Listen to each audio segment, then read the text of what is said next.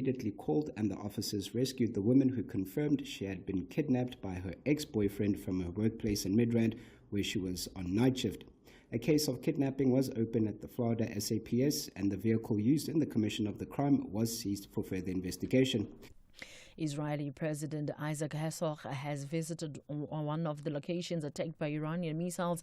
Dozens of people were injured in Iran struck several locations, including in Tel Aviv and a hospital in the city of Beersheba. The hospital chief said many patients had been moved to safer areas just a day earlier. Herzog had this to say. The team here is amazing. It's combined of Jews and Muslims. We in the Negev live together. And of course, we have a lot of Palestinians who come from Gaza and come from the West Bank. They're all treated here and treated beautifully. But this missile, or those who launched it, they don't care. They would kill anybody so long as it's in Israel. Recapping the top story, the Minister of Agriculture, John Steenhuisen, has confirmed that the first consignment of vaccines to combat foot and mouth disease has arrived in the country. I am Mondilambana for SFM News Headlines at 3:30.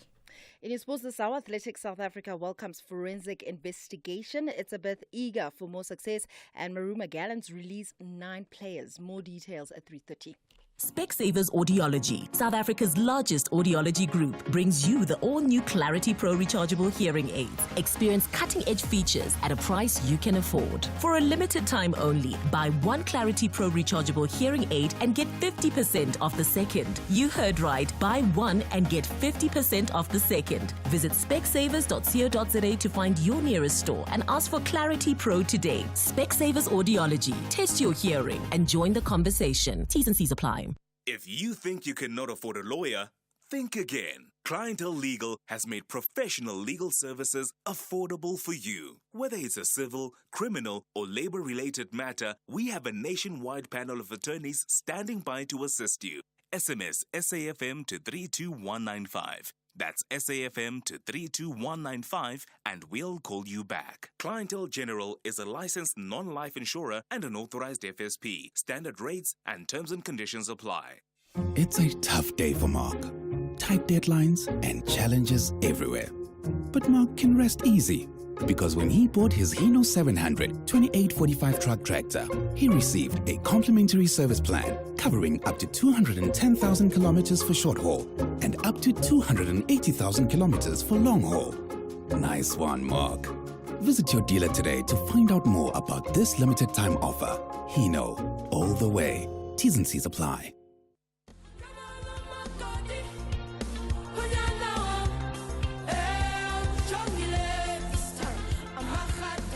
It's that time of year.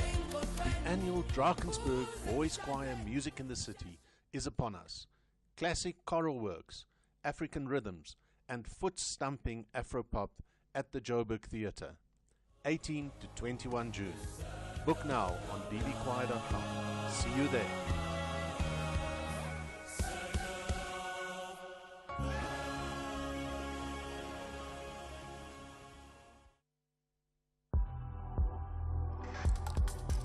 The National Pulse with Ashraf Garda on SAFM. You're listening to the National Pulse, weekdays 3 to 6 p.m. So a while back, when Floyd Shivamu moved from the EFF to the MK party, I spoke about it then as the political transfer of the season. He hasn't quite left his club, the MK party, but there are suggestions, certainly from him, whereas he may say, I will never leave the MK party, that he could well be out on loan in some form or the other. That really sums up his plans, perhaps, to have his own national dialogue, traveling the country and getting an opinion from people as to what he should be doing next, okay? And there's no question about that. We'll be talking about that big time here on the show, on the National Pulse for the next 3 hours. So welcome to the show. Welcome to the National Pulse. Of course, for you, it's a case of fingers on the pulse. You know exactly what you feel about it. We will cover that absolutely. To call in, it's 086 000 2032. Save that number. And if you're a first-time caller, I want to know about it so I can give you a shout-out. WhatsApp 0614 104 107. Text or voice note. And if you are tweeting. Use that hashtag, The National Pulse, when you tag us on SFM Radio and myself, Ashraf Garda. Right, Lara Harris is with me, and there's a big reason why she's here. Lara, good to connect with you on The National Pulse as my co-host for the next 3 hours. Ashraf, how amazing to be here and to participate in this show and have a conversation with our nation. Absolutely. So why are you here from your perspective? From my perspective, I'm here as part of the Youth Month takeover, and quite grateful as a 31-year-old to still, be considered one. But as you do every day, we want to have conversations that matter, discuss what happened today, but also what that means broadly, and also hear from our listeners, also hear what's happening in the country. And I know this is a response to us having this call out for people who are listening to say, hey, come on, would you like to participate? And understand you specifically chose as your wish list The National Pulse. I did, which was quite ambitious and intimidating. I said to your program manager, perhaps you should put me somewhere else. And he's like, no, Ashraf is great. And you have been so amazing. I think definitely, coming from campus radio, the gravitas of a drive show, and also listening to you myself driving from work in the afternoons, very surreal to be here. Well, you see, be careful what you wish for, because listening to the show and wishing you're a part of it, you're now very much central to the National Pulse on this Youth Day or Youth Month takeover as part of SFM's great project to give voices to young people from all around the country. We'll chat a lot more to you, Lara, throughout the next 3 hours. But let's do this first things first. So I did say, from political transfer of the season to perhaps someone who may be going out on loan. That's how I look at Floyd Shivamu. He, of course, announced today as part of his press briefing that and this is important, he tends to consult various groupings in South Africa over the forming of a new political party. So he didn't say he will do so now, but he's going to consult. And then during the briefing, he said, for the first time, he divulged some of the reasons that were used by the MK party to justify his removal as the Secretary General. But significantly, he said he has not resigned from the MK party. And I quote him, I will never resign from the MK party. Well, I'll tell you what, let's, for the next 10 minutes or so, hear some key moments from that significant presser earlier today.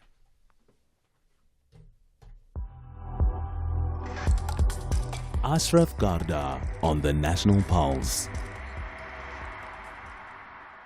That on the 3rd of June 2025, the leadership of Mkhonto Sizwe, after national officials meeting, announced the discontinuation of my role as the Secretary General of Mkhonto Sizwe. And when the appointment of the announcement was made, there was an indication that will be redeployed to the National Assembly to form part of the parliamentary caucus of Mkhonto Sizwe. The principle established in the public announcement was that no leader and no member of Mkhonto Sizwe should speak about the reasons why the decision was taken. But it appears that there are those who are talking freely and in most instances almost distorting just what transpired. So, as a disciplined member of Mkhonto Sizwe, I want to put on record as to what were the reasons that were given in the national officials for my redeployment. The reason given in the national officials for my redeployment or removal as Secretary General was that I want to overthrow President Zuma as the president of Mkhonto Sizwe. That is what was said. That all the work that we were doing as Secretary General of establishing structures and identifying leaders was meant ultimately at the removal of President Zuma as president of Mkhonto Sizwe. And as part of that reasoning, an extremely bizarre and fake intelligence report was produced, which was claimed to be a conversation between me and some people in the African continent, where it is alleged that despite raising money to remove President Zuma, I'm also accumulating super supernatural powers to make people disappear. That is the reason why we got to, so we had to deal with superstitious issues as the basis of what happens, that there's apparently a head which was going to be given to give to someone, and some people were going to die so that I can become president of Umkhonto weSizwe. That was the intelligence report which were rejected with contempt and said that that is absolute rubbish, and said that if anyone claims to have my WhatsApp conversations, I can hand over my phone. I even offered in the meeting that take my phone and check not only the messages that you claim were about the removal of President Zuma, also check any other message about anything that I communicate as a leader of Umkhonto weSizwe. Because there's a principle which I always uphold, that there is nothing that I do privately that I cannot own up publicly. Nothing, including personal relations. There's nothing that I will ever do privately which we cannot own up publicly. And we accepted the redeployment to Parliament with those misgivings that we're going to make people disappear in order to take over the leadership of Umkhonto weSizwe. And in a subsequent meeting post that, another fake report was presented which claims to be WhatsApp conversations between me and someone else, where I'm reported to be saying that, yeah, I'm going to use Parliament now to take over the party. And I've got money from Stellenbosch who are going to take over the party through Parliament. They are taking me closer to where we're going to take power. And as a result, a decision was taken which was not yet communicated, that even this thing of Parliament must not happen. In fact, the former Secretary General, which is myself, must be expelled from the organization. A letter was written and was put in the briefcase of the president, who said that he's going to dispatch it as and when he feels like to discontinue my membership of Umkhonto weSizwe. Those are actual facts in terms of the reason. And where does this come from? So the president of Umkhonto weSizwe, whom I dearly and so deeply respect, is surrounded by political scoundrels who opportunistically use his kindness, sometimes gullibility that comes with age, to write down fake intelligence report to influence him towards the wrong directions. And the reason they do that is because they want to steal money of Umkhonto weSizwe. And they are doing so now. Withdrawal of not less than 7 million rand every month from the organizational coffers. That is what divided, and that is what, and we're talking about this because we raised it internally, that stop what you are doing, because you're going to get the party deregistered as a political party, because there's no sound reason on what has been happening, and it's things that we can have any reasonable doubt, not because it's things that you can change, and it's things that you cannot fake. And for that reason, when we raise every TG who has ever raised that, got to be removed as leadership of Umkhonto weSizwe. And there's no TG who has resigned as Umkhonto weSizwe. All of them were removed to then deal with scoundrels who surround President Zuma to steal money of the organization. I carried my responsibilities as a leader of Umkhonto weSizwe with utmost respect and respected everyone. Led with the collective the process of drafting the constitution and other foundational documents of the organization. Set up structures as part of a collective effort. Got to institutionalize the MK Women's League, the Youth League, the Students' Movement, the MK Interreligious Movement, which in the past used to exist as separate organizations of the South African Interfaith Religious Council, MK Religious Desk, Abela Piben Dabuko, and various other organizations, interfaith, and then we got to unite them to have one organization. We got to even have to formalize the relations between Umkhonto weSizwe and the Progressive Civic Congress. and formalize the relationship with MK and MK professionals, MK medics. There's a lot of commendable work which was done by MK medics, a group of medical doctors and health practitioners who were going to communities to offer healthcare services. And in the process of doing that, every day, the political scoundrels work endlessly to speak negatively about the work that we're doing. I was saying, actually, I said it in the national officials meeting, because we can't hold that meeting in private, even when people are talking now, that in December 2024, there was a statement written to remove me as the Secretary General on the basis that I'm about to announce a political party with Togyo Zekwale and Lindo Sisulu, whom I have never spoken to about anything. Draft statement and was even shared with me that remove him today because he is going to form a political party. And that is full-time work that is dedicated on everything that we do. When you sit down, it's a problem. When you stand up, it's a problem. When you go out, it's a problem. When you come in, it's a problem every day. Because those who surround him have got evil intentions in terms of what got to happen. I've got tremendous respect for President Zuma. I think that in the few close working relationships that we've got to maintain and work with now, I think I've learned more in the 6 months than I learned in the 10 years I was deputy president of Mkondo City. There we are. Learned more in the 6 months, says Floyd Shivamu, the former MK Party Secretary General. Lots of suggestions about what he's going to do next. I mean, in fact, we played just now about him saying he has not resigned and he does not ever intend to resign from the MK Party. Now, you can make of that what you will.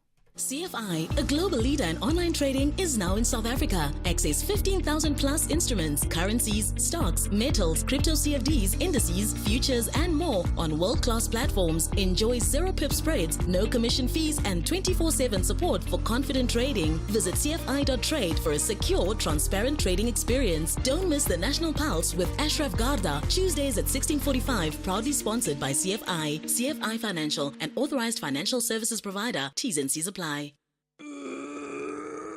Honey, what are you doing? I'm stretching for tonight. I thought you're not dancing at bachelorette parties anymore. Baby, we need the money to put Johnny through matriek mos. And what's the police uniform for? The clients feel safer when I wear it. No man, just sell your bucky to We Buy Cars. They give the best prices and they pay you within minutes. Okay, but can I just go and dance one more time, please? You know how much I love it. No, the buyer's already on his way here. Wow, okay. Strapped for cash? Just sell your vehicle to We Buy Cars. The easiest way to sell your car by far.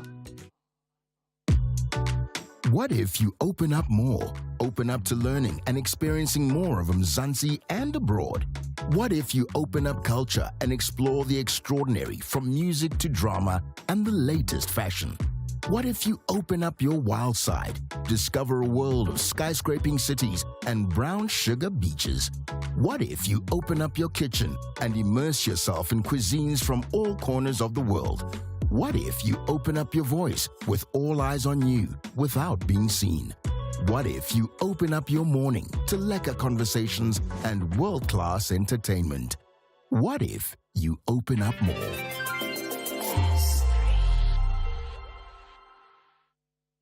Lots of what ifs there. What about this? You can now apply online for Absa Ultimate Banking with 34 benefits while listening to this show. This is what ultimate success looks like. It's getting your daughter the ballet shoes you promised thanks to a 2,000 Rand balance booster. While ultimate goals is living life on your own terms with a 0 monthly fee credit card. Absa Ultimate Banking is about having it all in one account for 98 Rands per month. Your story matters. Absa. Subject to affordability and scoring. Benefits may be subject to limitations. Terms and conditions apply. Absa is an authorized FSP and registered credit provider. Ashraf Garda is streaming live now on Facebook, YouTube, and X at SAFM Radio. You're listening to the National Pulse. And if you've been listening to the show last week, as I expect you would have, we had this call out for people, young people, youth below the age of 35. Some may debate whether that should be 30, but that's another whole conversation. And we've had this call out, so we have a guest presenter with me today, co-presenting, and we'll have another one tomorrow. But today it's Lara Harris. You're going to hear her voice all throughout the next 3 hours. But the next voice you're going to hear is that of Professor Setli Matei, who's a political analyst from the University of Free State. Prof. Matei, appreciate your time. You're on the National Pulse. Prof, and good afternoon to your wonderful listeners. Much appreciated. Right. I tell you what, first things first, as we pick up reaction on what Floyd Shivamu said, we all have opinions about what he may said and where we're going to go. Perhaps the most important answer for the majority of people is this. I've not resigned from Mkhonto Sizwe, and I will never resign from Mkhonto Sizwe.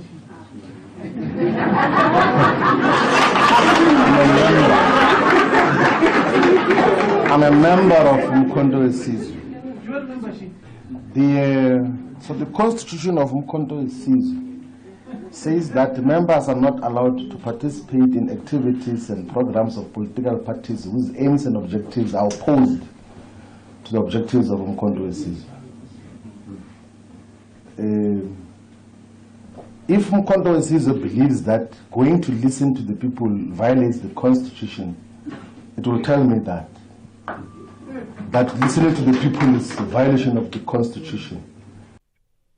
Okay, I have not resigned from the MK party, and I never will resign from the MK party. That could well be a quote that will stay with him for the next 10, 20 years, and certainly with South Africa's political landscape, right? So let's understand what actually happened. Prof. Matei, give me your just a quick overview firstly in terms of how would you summarize what you've just heard?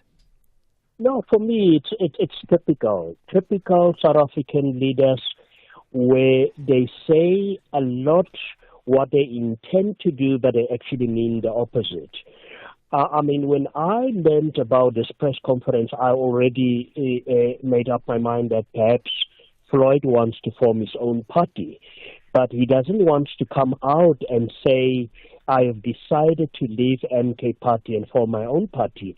Now he's going on the route of consultations, which is good, but the people that he's mentioned, those individuals, how is that going to translate into tangible electoral support? And that is my worry. And do those people actually represent the interests of South Africans?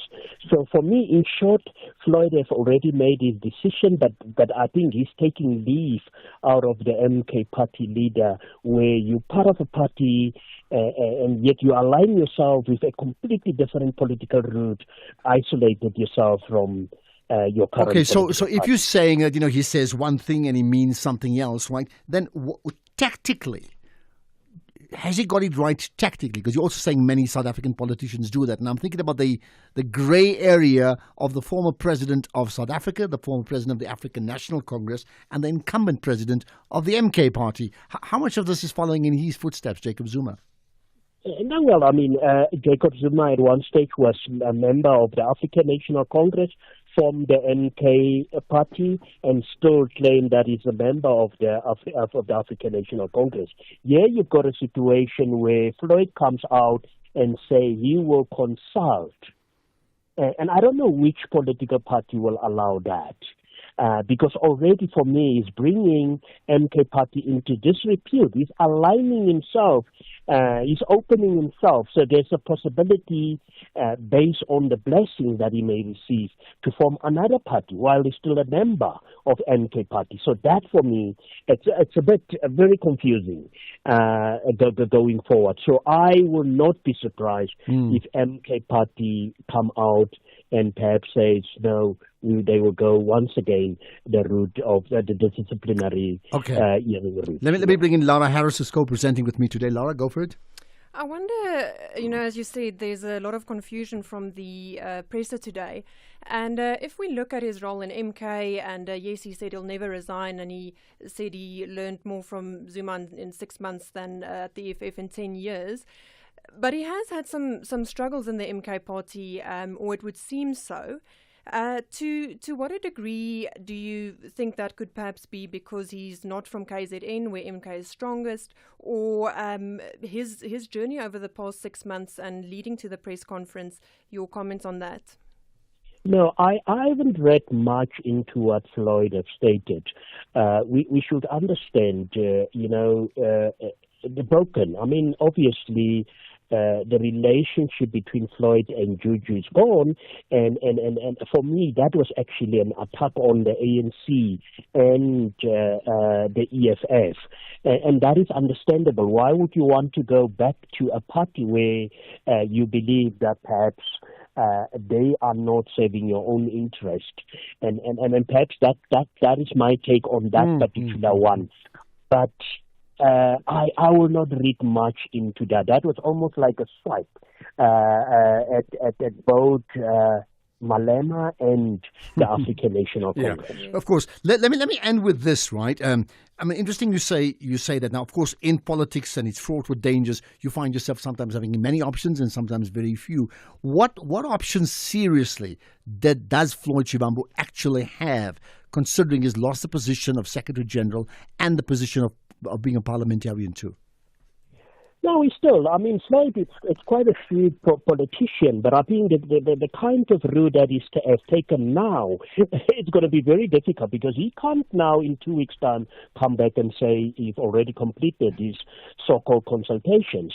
And as I've indicated, I will be surprised if the MK party don't come out guns blazing. So for me, they already, I think, he have stepped on many toes. But he was very, very cautious. And I like what he stated, because in politics, there are so-called untouchables.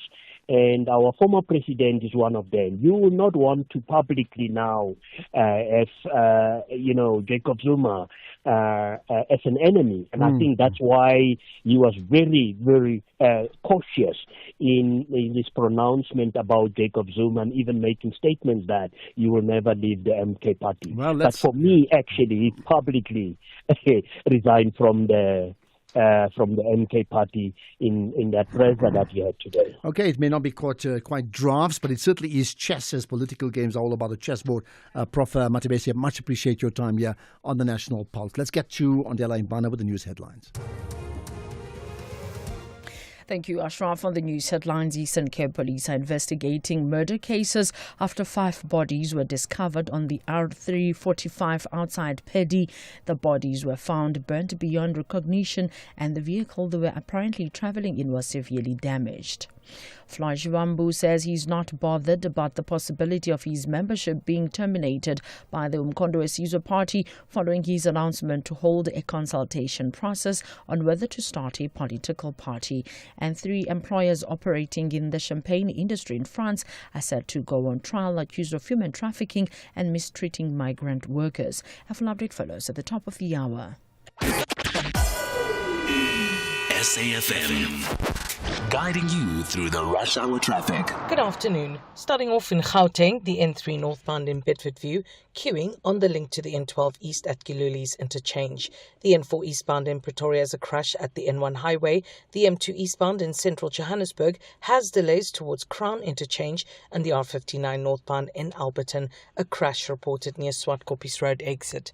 In KZN, the M7 St John's Avenue queuing through central Pinetown, and the N2 southbound queuing towards Spaghetti Junction. In Cape Town, the N1 inbound has a crash reported before Okavango Road, and the M5 southbound has roadworks reported with traffic restrictions near the N2 highway.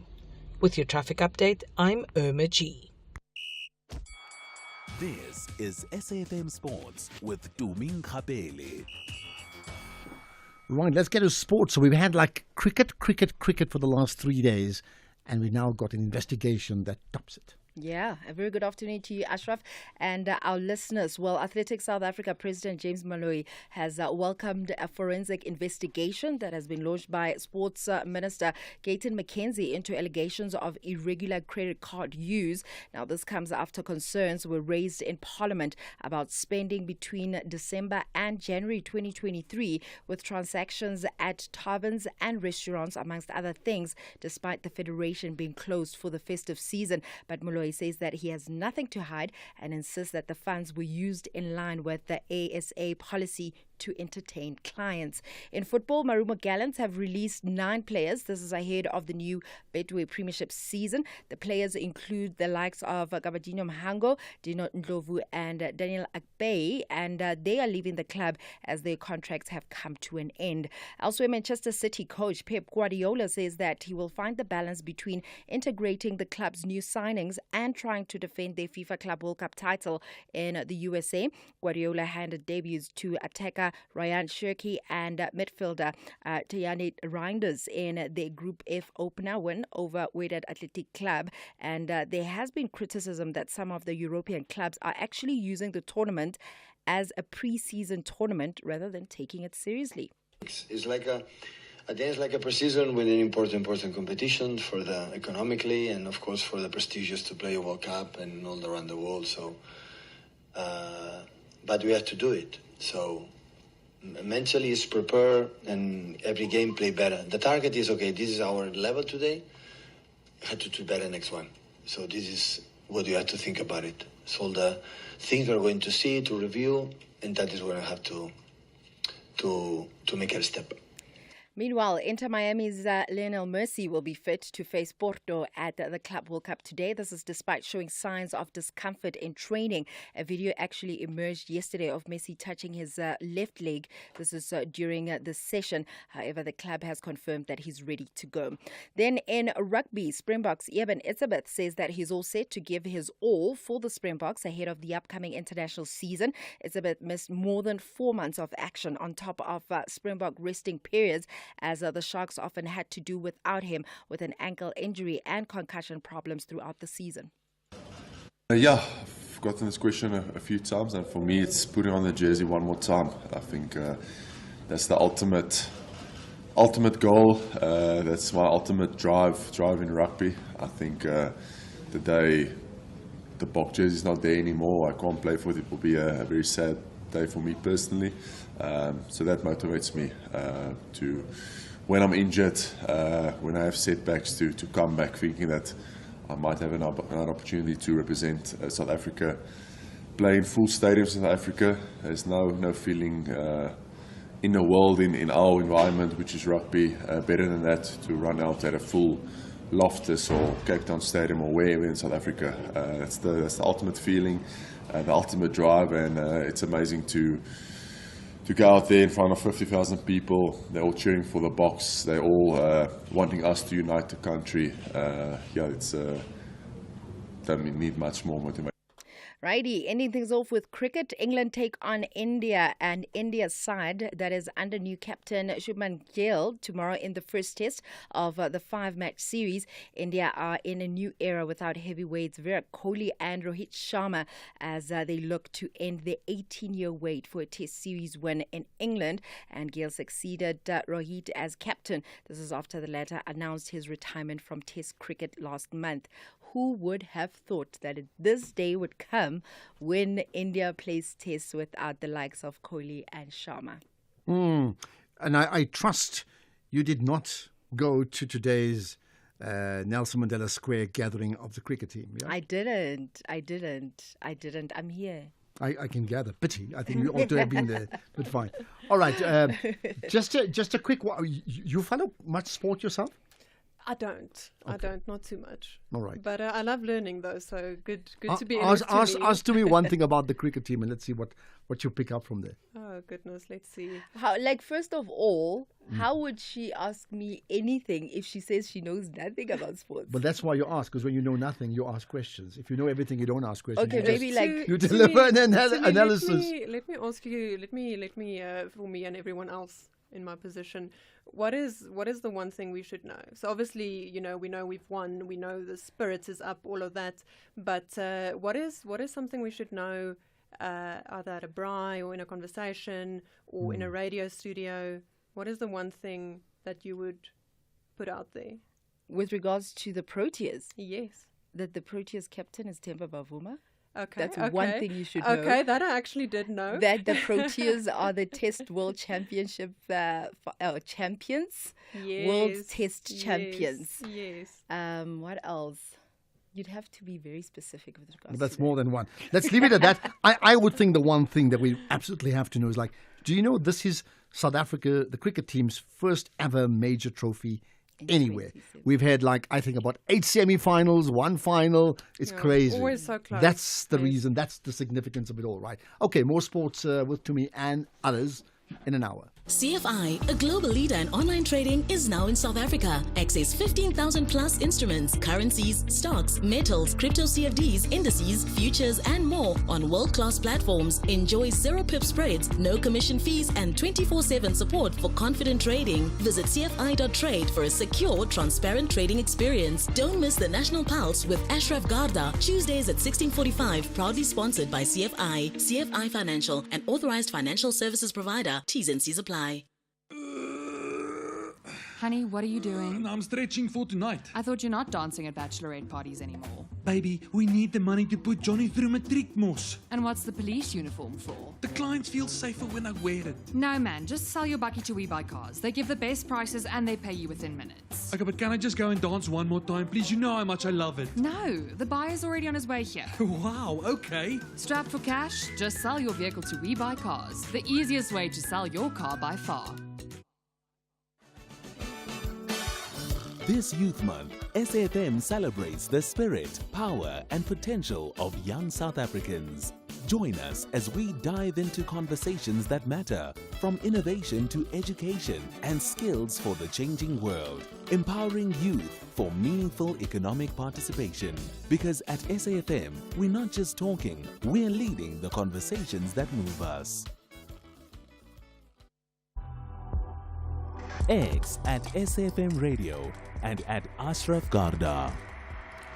Right, so it's been a fascinating day because, as you may be aware of, as part of Youth Month, SAFM has had this SAFM Youth Takeover. So there's different people on different shows all throughout the next couple of days as well. With me, you'll hear the voice of Lara Harris more than once, I can assure you, over the next 2.5 hours and a bit. Let's get to some of the callers first up.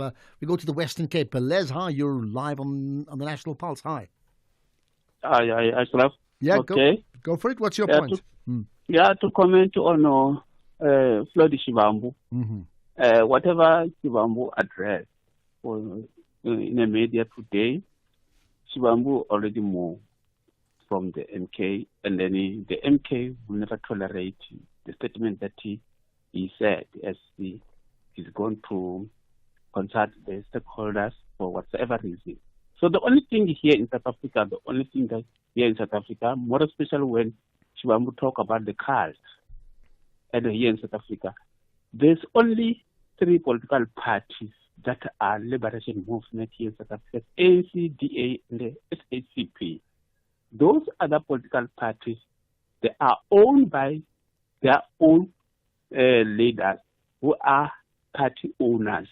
And then when you are a party owner, the decision of the owner, like Jacob Zuma, Malema, Gideon Mackenzie, and whatsoever, those decisions are final just because if you can check for Shivamu didn't go under some other hearing where the decision has been taken.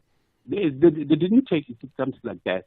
And then here in South Africa, we're supposed to have, in politics, we must have a professional politician.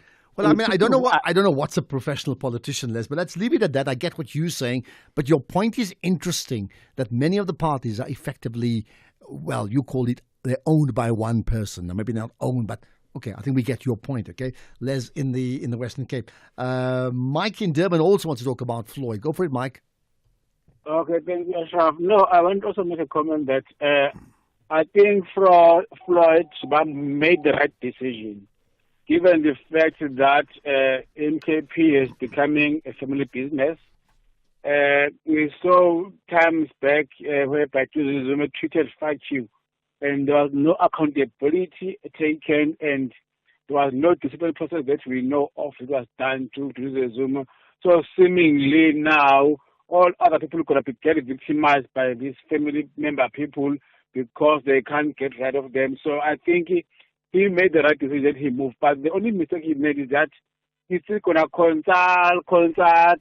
He must just go out and form a political party and develop identity with the political party, and then the rest will leave it up to people to follow him, not to do this dilly-dallying, because Big one day they tried all of those things, but it didn't succeed. Well, you may wonder, why does he do the dilly-dallying? And I think, as per the conversation with our analyst, is it a case of being unafraid, or afraid rather, to tread on the toes of Jacob Zuma? So you're using the words that you use very, very carefully. Mike in Durban, thank you for that. By the way, I mean, when you say consultative and we're going to start some sort of a forum, someone said, what about Rivonia Circle? Remember, effectively it was set up as a movement of sorts, right? And then one of the arms of the Rivonia Circle then became what is now known as Rising Mzansi. So officially they're not together, but somehow one gave birth to the other, isn't it? Let's get to some of the voice notes, and clearly the issue of Floyd Shivamu is going to dominate, as I expect it to here on the National Pulse, as the thing that moves the pulse here as well.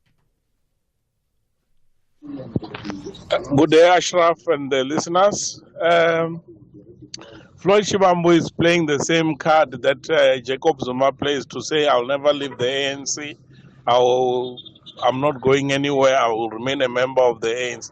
So he's going to remain the member of the MKP whilst he's busy forming his own one. Hey, South Africa has never ceased to amaze one. Budzeni, East London. Okay, well, there we are. Again, lots of people wondering what's going to happen. I think there's huge implications in terms. Is there an implication for the MK party, or is it a bigger implication for Floyd Shivamu? Just think about it. I'll get to the calls as well. Laura, let me bring you in. Yeah, let's get to more of our listeners. Wacheng in Taung, your comments on Floyd? Good day, how are you? I'm good, and you? Welcome to the show. I'm all right. We are living in a very exciting time. I believe Floyd has already moved. He's just setting the ground so that other people are following his thing of consultation. He will be calling other people, and soon they will launch the party. But what I take from Floyd's departure is our failure as a country to distribute wealth to the majority of the people. So many often, people will form political parties knowing that the people will follow them, because people are so vulnerable, because the wealth has not been distributed to the people, and we also face a huge unemployment. So they will form political parties knowing that other people will follow them. That's my take. Okay. Thank you, Wacheng. We take your point, and I suppose the question is, do the solutions to that lie in another political party, or should we be looking elsewhere? Thank you for calling. I think the bigger issue is how many political parties can South Africa actually afford in terms of physical space? I just wonder. I think the ballot sheets are already struggling to. The printers having a huge problem with that. Let's get to another caller, Younger in East London. Hi, Younger. Yes, good afternoon, Ashraf. How are you? Yeah, I'm good indeed. Go for it. What's your point? Good. Look, Ashraf, if the allegation by Floyd that in the MK party there are people that are stealing money every now and then I am wondering, Ashraf, if this MK party, should we give it an opportunity to run the government in South Africa? What more will happen? What else will happen? They're stealing money now within the MK party.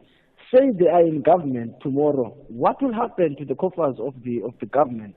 Then it means that we will be in a mess. So it actually confirms what we have always been saying, that thing of the MK party is an organization of the thieves. It is an organization of people who have no regard of the people of South Africa, but want to enrich themselves. And another thing, Floyd is gone already in the MK party, but I don't know why he's actually doing this hide and seek. He has gone already, and he knows that he has gone, but he doesn't want to come out clean. That because there's no party that will allow you to go in the media to say, no, you are going to consult people and see if they're going to allow you to open. Well, I agree with you. I agree with you. To what Yes. to what end would you do that? I think the part about the money is interesting because he raised about 6 million rands of funding from Morocco, I think it is, and suggesting it may well be sort of illicit funding. And you're still saying, I will not resign from that party, and I will never resign from that party. So you may just wonder, what do they really mean? Here's a voice note. Good afternoon, Ashraf. I'm Sweden. I guess the main thing that Floyd has learned from Zuma in this 6-month period is forming another party while he hasn't resigned from the previous one that he is in quarrel with. I wonder what will be South African politics like without these theatrics and little bits of comics alongside. Thank you. Well, there you are. I mean, it appears like unprecedented. Does that happen anywhere else in the world? It's now happened twice, right?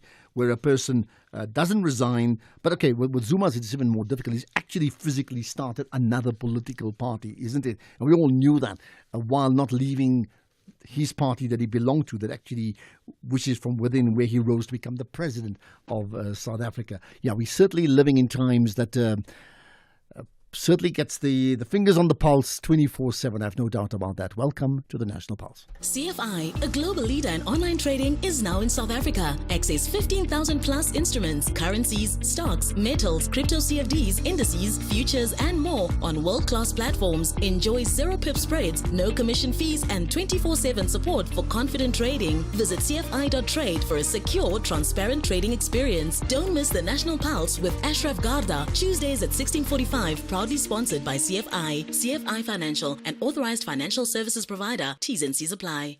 Winter in Nelson Mandela Bay is for getting out and not staying in. Get outdoors on a green flag hiking trail or go for a game drive at one of 15 private reserves right at our doorstep. Hit the beach or get on board with a whale watching cruise. Explore the historical hearts of our city or come vibe with the locals on a township tour. There's so much to discover. Find Nelson Mandela Bay, South Africa on Facebook or visit nmbt.co.za.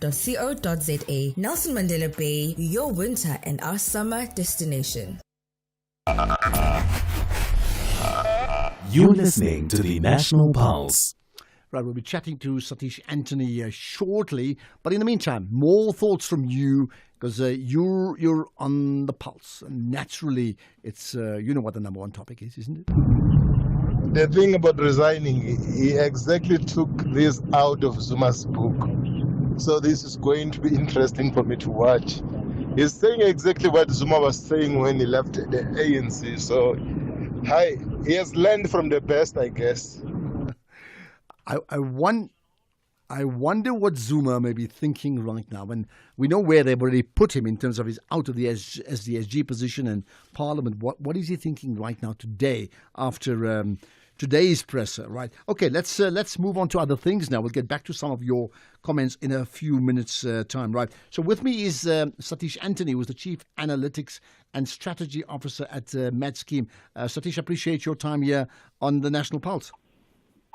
Good afternoon, and thank you very much for having me. Thank you. Of course, I'll be talking to you at a significant day because, earlier on, SAFM, we were broadcasting from the Sandton Convention Centre as part of the 2025 Sanlam Benchmark Survey. Lots to consider around all of that, but there's some significant thoughts that we want to pick up on in terms of your thoughts about the workplace evolving and the challenges that brings up. Yes, sure.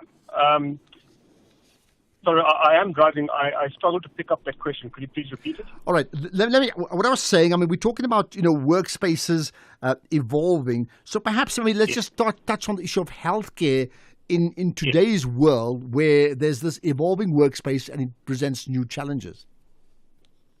Yes, there are quite a myriad of challenges. As I talked today at the Sanlam benchmark, we've seen quite a significant increase in the number of young individuals who are becoming unhealthy in their lifestyles and this is across quite a broad spectrum, including early chronic disease prognosis. So where there has been this almost misnomer or illusion that, from a medical aid perspective and from a healthcare perspective, the younger you are, the healthier you are. What we're now starting to see is that... Okay. I tell you what, Satish, we're battling to hear you because you are driving. Let's see if we can reconnect with you later on. I'll put you back to keys and we'll try and set it up once again. Okay, Satish Anthony, the Chief Analytics and Strategy Officer at Med Scheme. It does mean there's more time to get to you because you're on the pulse. Ashraf Garda is streaming live now on Facebook, YouTube, and X at SAFM Radio. You're listening to the National Pulse. Okay, let's pick up more thoughts from you. I'm trying to see, do you know today, for example, the South Africa's Minister of Finance made the point that all political parties should only ever receive funding from Treasury, for example, as part of a separate fund and nowhere else. I wonder what you make of that. I mean, maybe in this overcrowded calendar around Floyd Shivamu, it could well be forgotten, but I think it's a big issue coming from him, who's effectively part of the ANC as well. Good afternoon, Ashraf. Good afternoon, this is Paul. Ashraf, like father, like son. What Floyd is trying to say, he's doing the same tactic that Zuma did regarding ANC, saying, I'm not going to resign, I'm going to be expelled, or they're going to expel him, they're going to do all that just to get some supporters. So it's already written on the wall. It's already gone to MK, so he's trying to get some supporters. Thank you very much. Nice show. Much appreciated. I wonder, does anybody believe that Floyd Shivamu is going to stick around at the MK party, particularly after today's presser, which was not an MK presser? Does anybody believe that, right? Okay, let's get to Glenn. I'll leave it to you, in fact. You want to introduce Glenn from Bedfordview? Go for it, Laura. All right. We've got Glenn from Bedfordview on the line. And Glenn, your comments on Floyd and the presser today. My friend, good afternoon. Floyd Shivamu, I think he has just committed political suicide. Zuma is like a chameleon. You don't fight Zuma in politics. But nonetheless, we wish him all the best. He has resigned. He must just come out and be bold about it. I think a lot of uncertainty, a lot of questions to be answered, but definitely take your point. Okay, he has resigned. He must come out and be bold about it. Well, if he hasn't resigned, but he's contemplating a new party, who does that, isn't it? Charlie, let's get your thoughts. Charlie in Ngobo, go for it. Hello. Yes, man. Ashraf, let me say, Floyd made a huge blunder by leaving the EFF first. Remember, he was part of founding the EFF, and they were doing well in the EFF. When he left to join MK, Malema said, and I quote, "No one has left EFF as a leader, never back to come back. They all dwindled to nothing after leaving EFF." And those words are now proven to be correct. And, he's just playing mind games by saying he's going to consult. He has already made a decision to form his own political party, but he just wants to portray it as if it's the people of South Africa that want him to form a political party. We know what Lloyd can offer. We know his capabilities. We know his level of thinking. For the fact that he has reduced himself under a Zuma party when he was part of the people that convinced us that Zuma was corrupt, to me, he's not one that can be trusted. Thank you very much. Okay, much appreciated. Interesting. Laura, if I can pick your brain, I mean, we'll talk about your NPO just now, right? But you're also in communications. Yes. And you can pick up certainly the thread of callers. And it doesn't matter what Floyd Shivamu said. They don't believe him. They all believe he's resigned. From a communications point of view, I mean, how do you pick up that misconnection between what he says and what the public thinks? I think definitely at play there is the context at large. And yes, you can pitch up to the press conference, you can say one thing, but given several different elements and, given he's saying this about the party and that about the party, there's clearly a misalignment. And I think as South Africans, we've become a little bit distrusting by this point. So we're not just going to take whatever someone says at face value at this point. Which then tends to devalue the entire communication presser itself, isn't it? Yes. Okay, let's get some more thoughts. It's Floyd's show today, by the way. Hi, Ashraf. Shivambu made me laugh when he was saying that he does not quit his membership. He will remain an MK member. Yeah. So chickens are coming home to roost. In other words, now he is exactly walking on the footsteps of Msholo's. Yeah. That's how the cookies crumble, so to speak. Willie here in Kuma. Thanks for that. Thanks for that, Willie. Let me tell you what's more to come. So we've been running this collaboration with Channel Africa for the last 3 weeks, linked very much to the G20 summit that South Africa effectively hosts as the presidency up to the end of the year. So we'll have that collaboration once again coming up with myself and Tommy Ngubedi coming up around 4:15. Listen out for that. That's one thing. Number two, you've been hearing the voice of Lara Harris because she's part of this SAFM youth takeover for the next few days as part of this month. And we effectively providing a seat at the table for some of the activist thinking young South Africans. Let me put it that way. Right. In the meantime, let's be active about the news. It's brought to you by Absa Ultimate Banking. Apply online to get 34 benefits subject to affordability and scoring. Benefits may be subject to limitations. Terms and conditions apply. Absa is an authorized FSP and registered credit provider. Years on data. It's 4:00.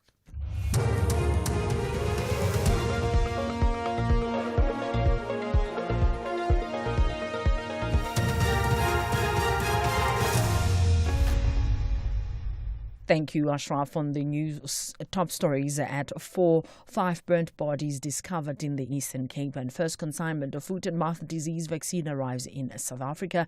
For SAFM News, I am Ondelambana, and a very good afternoon. Eastern Cape police are investigating murder cases after 5 bodies were discovered on the R345 outside Pedi. The bodies were found burnt beyond recognition, and the vehicle they were apparently travelling in was severely damaged. The vehicle was not burnt. Police spokesperson Nobuntu Gandana. The motive for this attack remains unknown and forms a critical part of the ongoing investigation. Due to the severity of the crime, the case has been transferred to the Serious Violent Crime Investigation Unit for further investigation. The identities of the 5 deceased persons are currently unknown. SAPS appeals to anyone with information that could assist in identifying the victims or shedding light on the circumstances of the incident to come forward. Anyone with information may contact Detective Sergeant Kambela. Floyd Shivamu says he's not bothered about the possibility of his membership being terminated by the Umkhonto weSizwe party following his announcement to hold a consultation process on whether to start a political party. The former MK Party Secretary General has broken his silence on the reasons for his removal from the position, saying it was due to false allegations of him seeking to take over the party. Shivamu has held a media briefing in Midrand, south of Johannesburg, to give an update on his political future. We're in a listening session, and if MK thinks that listening is a cause for termination of membership, so be it. It's not the first time. Like my membership of the ANC, I was not even expelled in the ANC, I was suspended, and I left. This thing of political parties thinking that people are desperate for their membership must come to an end, and that people must beg for membership. If anything, political parties must be honored that they've got members and respect them. Gauteng Education MEC Matombe Chilwane will tomorrow visit Lesedi Secondary School in Latabong in Pretoria East after a grade 11 boy learner was fatally stabbed, allegedly by a grade 12 learner on Tuesday. According to the department, the grade 12 learner, who had not attended school on that day, allegedly arrived after school hours and stabbed the grade 11 learner just as pupils were boarding their scholar transport outside the school premises. The learner was rushed to the Latabong Healthcare Clinic, where he was declared dead on arrival. Gauteng Education spokesperson Steve Mabona. Now, the MEC will want to ascertain details surrounding this incident and also extend his support to the school community, including the family of the deceased. The Minister of Agriculture, John Steenhuisen, has confirmed that the first consignment of vaccines to combat foot and mouth disease has arrived in the country.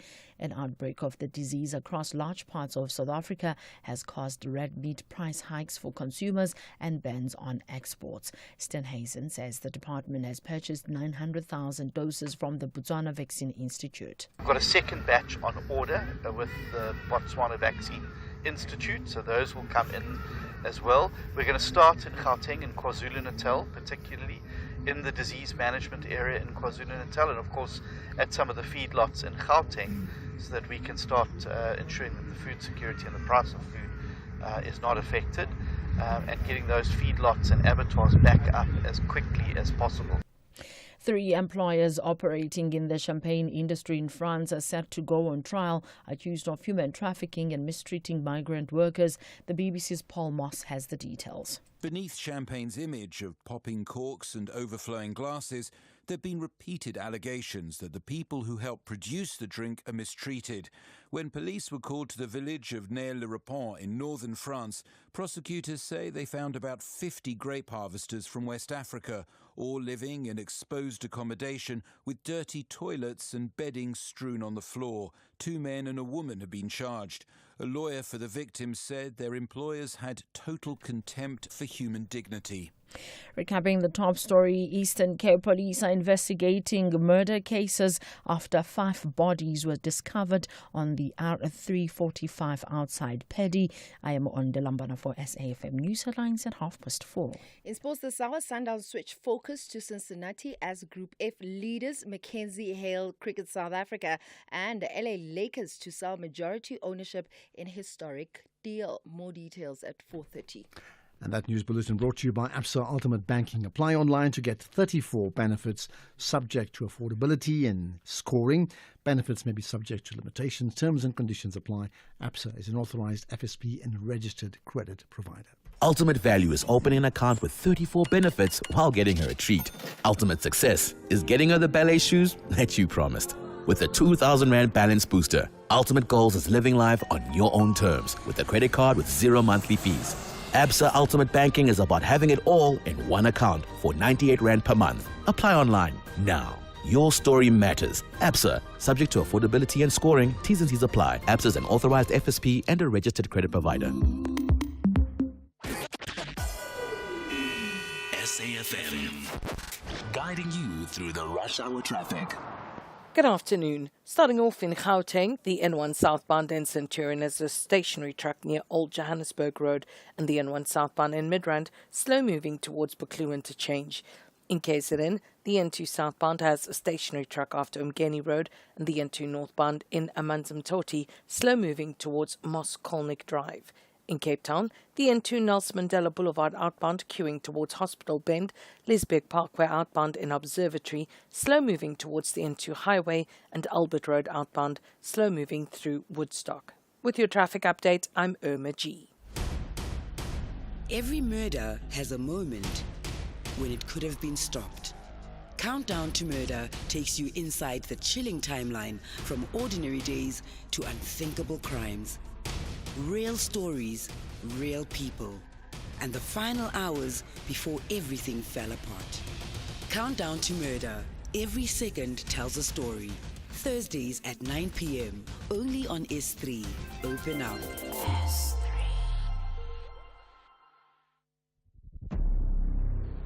We all have an enemy. Not me. Oh, please. Trust me, you do. Some are vocal about it. I mean, they don't shy away from it. Open hatred. Well, at least they're honest about it. Then you get our Satan. Oh, they will hate you in the shadows. Consult the Magoya of Baloi. Maybe an Nkabi for you here and there. Trash your name until it can't even be recycled. Tune into My Secret Enemy and get a front row seat to some of the most spine-chilling stories in the Hall of Betrayal. My Secret Enemy, Mondays at 6 p.m. only on S3. Open up.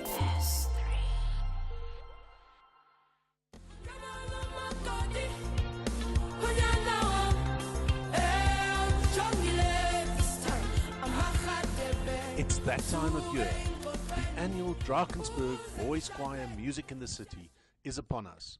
Classic choral works, African rhythms, and foot-stumping Afropop at the Joburg Theatre. 18 to 21 June. Book now on bbchoir.com. See you there.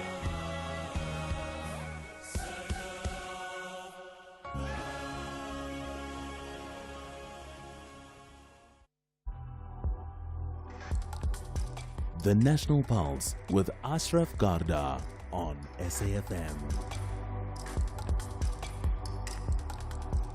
You're listening to the National Pulse, weekdays 3 to 6 p.m. What's moving the National Pulse today? Can there be anything else but Floyd?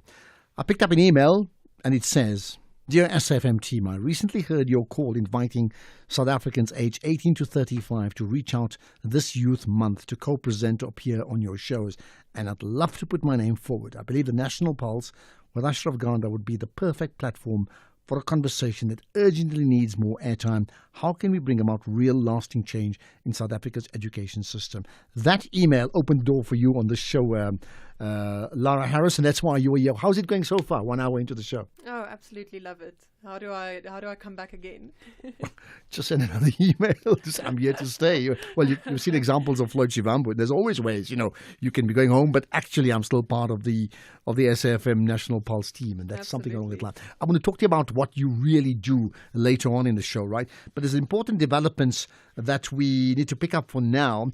An Action SA had a protest today outside the office of the Minister of Justice in Pretoria. And why? Well, to demand the removal of the National Director of Public Prosecutions, Advocate Shamila Batoy. She's been very much in the news, as you know, the last few weeks, right? Now, the party cites the NPA's deep dysfunction and alleged failures under Batoy's leadership as reasons for seeking her removal. So what we've done is we picked out some of the clips that's come out of the protest today. We thought you need to hear this. Firstly, Action SA's MP Athol Trollip says Advocate Batoy's incompetence was proved at Scopa just yesterday.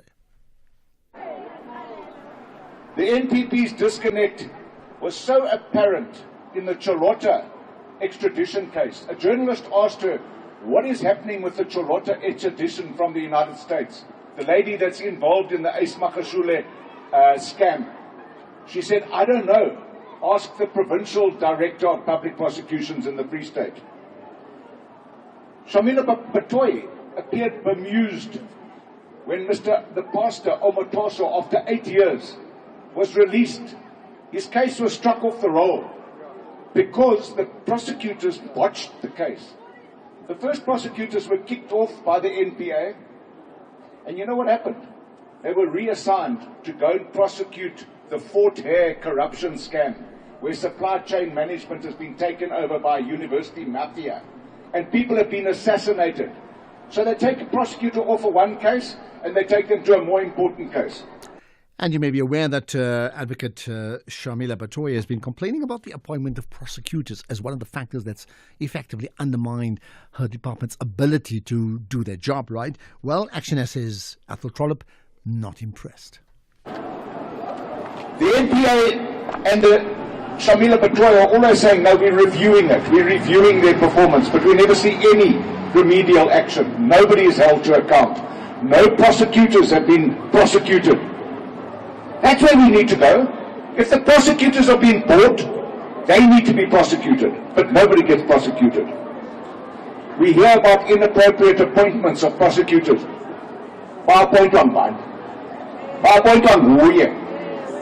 Go to your Kale Parliament and high prosecution appointments as correct.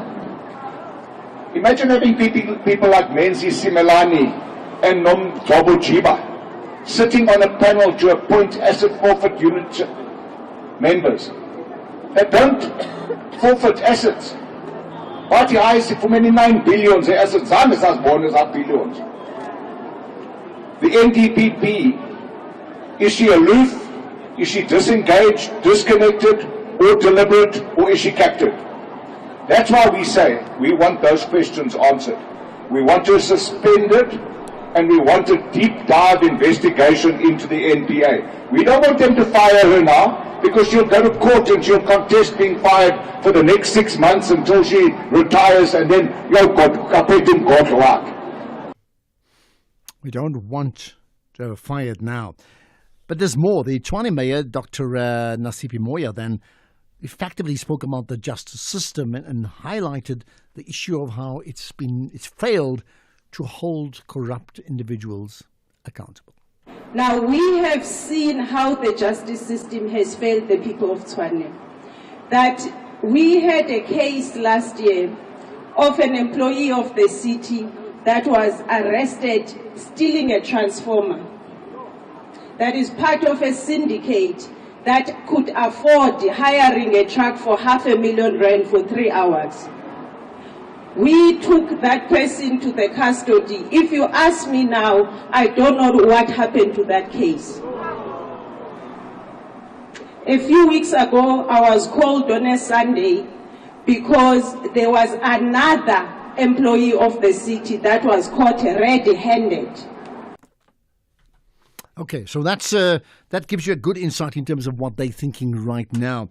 And I certainly welcome your comments and your reaction. Lara will certainly take your calls as well when we get a chance later on. You know the story. If you need to call in, you can call in live. You can also send us a WhatsApp. I'll give out those details just now. But you know that every week, the last 3 weeks, and running up all the way to the end of G20, we'll be connecting with Channel Africa around this time in a wonderful collaboration. The National Pulse with Ashraf Garda. Weekdays, 3 to 6 p.m. Okay, I'm going to check with the...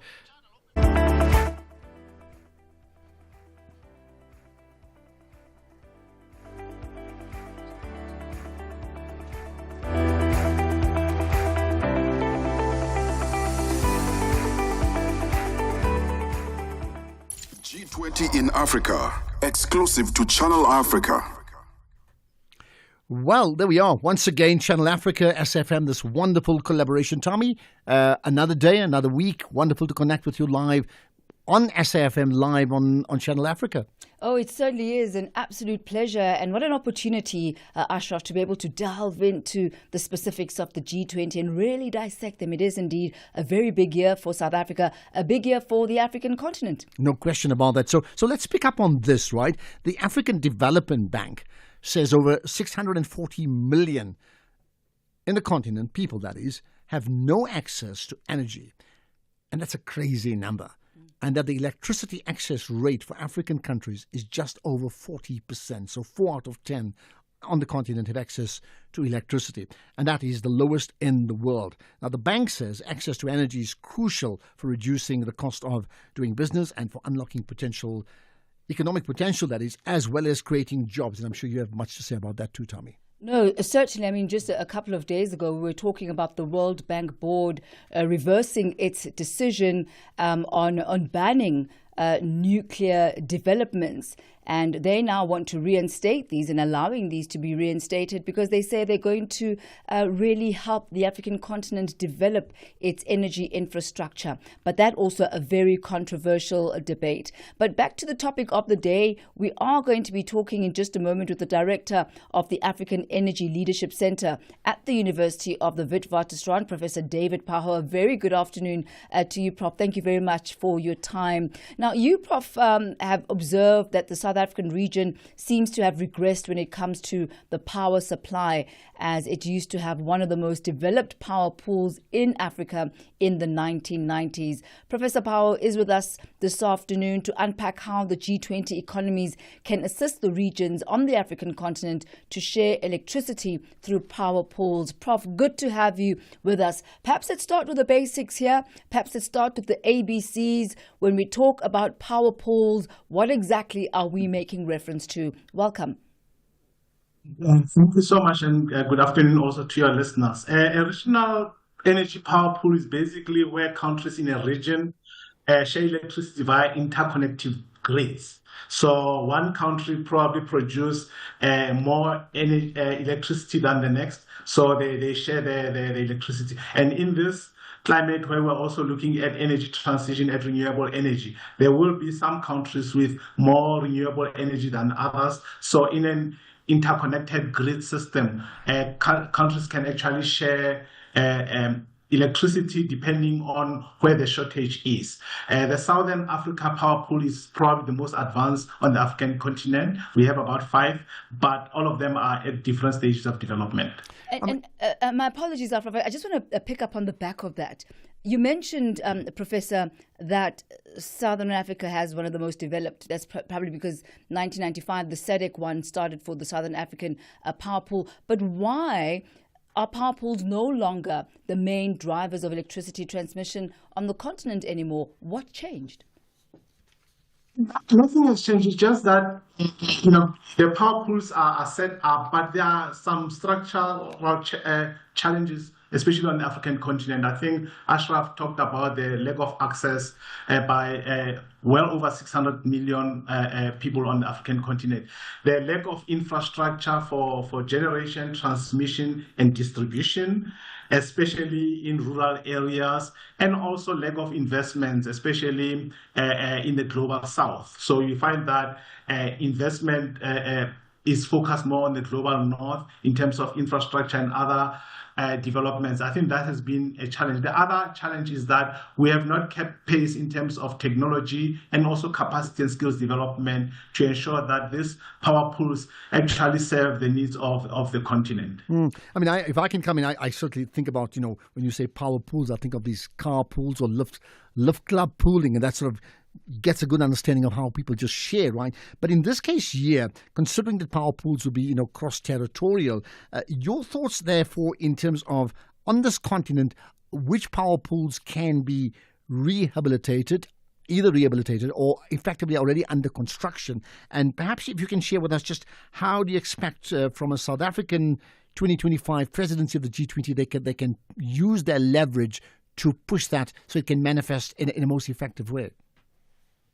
That's a very important question. Like I said, all the 5 power pools are in different stages of development. Even the more advanced one, like the Southern Africa power pool, there's still some challenges. But be that as it may, I think the G20 presidency, as you can look in terms of its mandate, is to drive one of the biggest priorities is energy access, security of supply and other things. So the biggest drive, obviously, is to leverage the G20 to invest more, to drive the multilateral banks like IMF and also the regional banks to invest more in infrastructure on the African continent based on where the status of all the regional power pools are. As you can imagine, Ashraf, you've highlighted the electricity access, that differentiation. In North Africa, electricity access is hovering between 90 to 100%.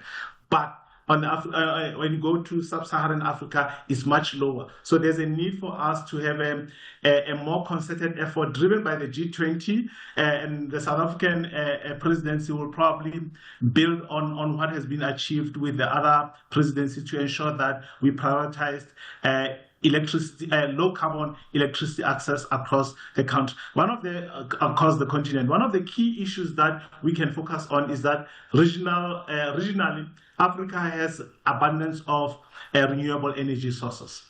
So maybe this is an opportunity for more investments in renewable energy so that they can be integrated into the grid, and hopefully we can leapfrog in terms of electricity access while we are also addressing our just energy transition imperatives in line with climate change obligations. Okay, Tommy? Prof, power pooling is really all about sharing. It's about shared resources, shared risk, shared benefits. But how do you ensure that some countries don't end up benefiting more than others? For example, how do you ensure that South Africa doesn't end up taking the bulk of the power that has been generated from these pools? Also acknowledging the fact that countries have different power needs, I guess also depending on their level of quote-unquote development. No, I think that's a very important question. And also, it's also the response of the global community, specifically G20, in terms of identifying the disparities in terms of infrastructure. South Africa, for example, has Eskom, which has a huge power generator. I mean, on the African continent, South Africa accounts for 40% of electricity generation.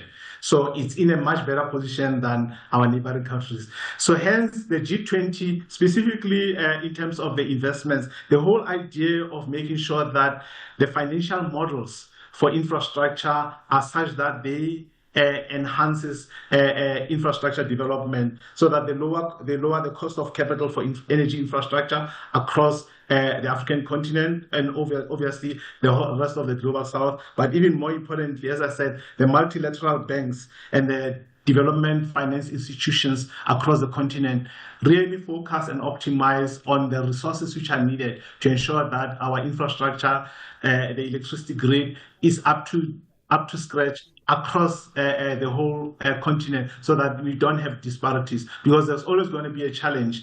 If a country dominates, they can also monopolize electricity price and those kind of things. And at the end of the day, it's not going to be in the greater interest of the region. And there is no way from a development point of view, you can have isolated pockets of development, whereas the rest of the continent or access to electricity there are disparate areas where there's 100% in one area and there's only 40% in others. Regional integration is going to be key. It's in our best interest as a community to ensure that at least at a regional level, there's that drive to make sure that we normalize and we optimize all the gaps that are available or that are there within the infrastructure environment. I think that's going to be key for G20, not just for this G20 presidency, but beyond, because it's going to be key in terms of how do we ensure that well over 600 million and probably 1 billion people who don't have access to clean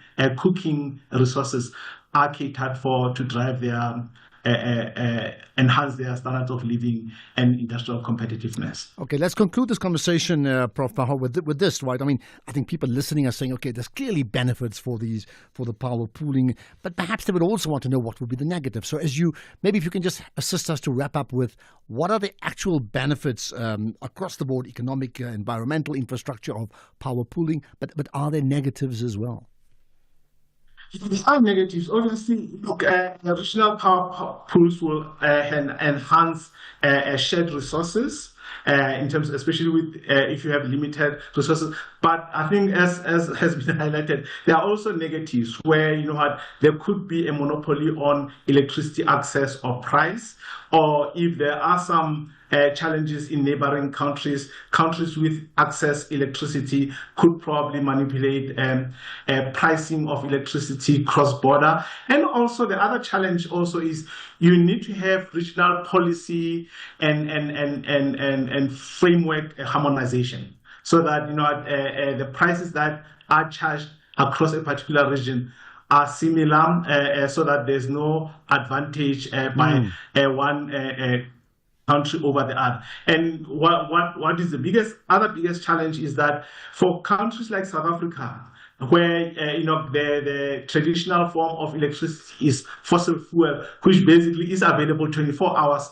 a day, as compared to maybe another country where the electricity is generated from renewables, which is intermediate. You have a situation where the one who can deliver energy or electricity 24 hours has an advantage, because the other people, because the sun is no longer shining, they cannot deliver on it. So there's also those discrepancies and anomalies that we have to deal with. So there's always going to be a challenge. So that's why policy harmonization and also political will from across the region is going to be quite critical to ensure that we are in this together. Electricity access should be the same from Malawi to South Africa, to Lesotho. Maybe that's a good way to end about electricity access. Same South Africa, Malawi. Lots of number crunching, and I think lots of negotiations about who gets a seat at the table. Prof. David Paho, much appreciate your time. The director of the African Energy Leadership Center at the University of Witwatersrand. Tell me once again, wonderful collaboration. We're going to do it again next week. Certainly looking forward to that. And just as a final parting shot, I'm just thinking here, Ashraf, this interdependence that will then culminate from these power pools, it really means regions now have vested interest to ensure that there is domestic and regional stability and security, because we are going to be even more intrinsically linked. When one coughs, the entire region will end up catching the flu. So maybe that's also a plus and a minus when we look at that. Thank you once again, Ashraf Garda, there on SAFM, the National Pulse, and thank you once again to Professor David Paho. With the ever-changing financial landscape, it can be difficult to make sense of all the moves at times.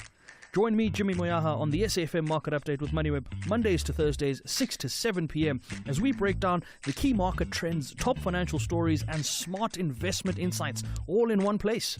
It's everything you need to stay financially informed and ahead of the curve.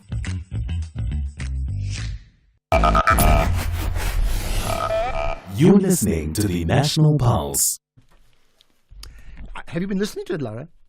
That conversation we've been having about power sharing in many ways, power pooling, yeah? I have been listening, yes. Any thoughts on that?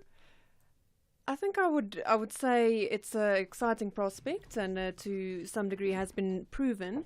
But again, it's going to come down to the implementation on the ground and what's actually happening there. And I think the other part of it sounds so obvious and so great and so wonderful where everybody wins. Like the obvious thing is like, why are we not doing it already? Like, why are we even having this conversation now? As many may say, we are so stuck in with our borders. For example, the European Union, many countries, but they've worked out that they just dropped the borders as part of that bloc, and there's economic benefits. So why are we so stuck with our borders on the African continent, which actually stifles our economic development as a continent and therefore as a people? Yeah, I think, Ashraf, that's true. But as you said, also weigh up the pros and cons and be very informed when you do make these decisions and make sure that they can be sustained, which I know for the G20, it's also one of the main topics is to have sustainable solutions and drive that forward. Absolutely, but exciting. We'll do it again next week, Thursday. So every time around 4:15, running all the way up to G20. By the time that happens, we'll be the experts on G20. And you know what? You as the audience, you'll be the experts too. Let's get the news headlines. Here's Ondela.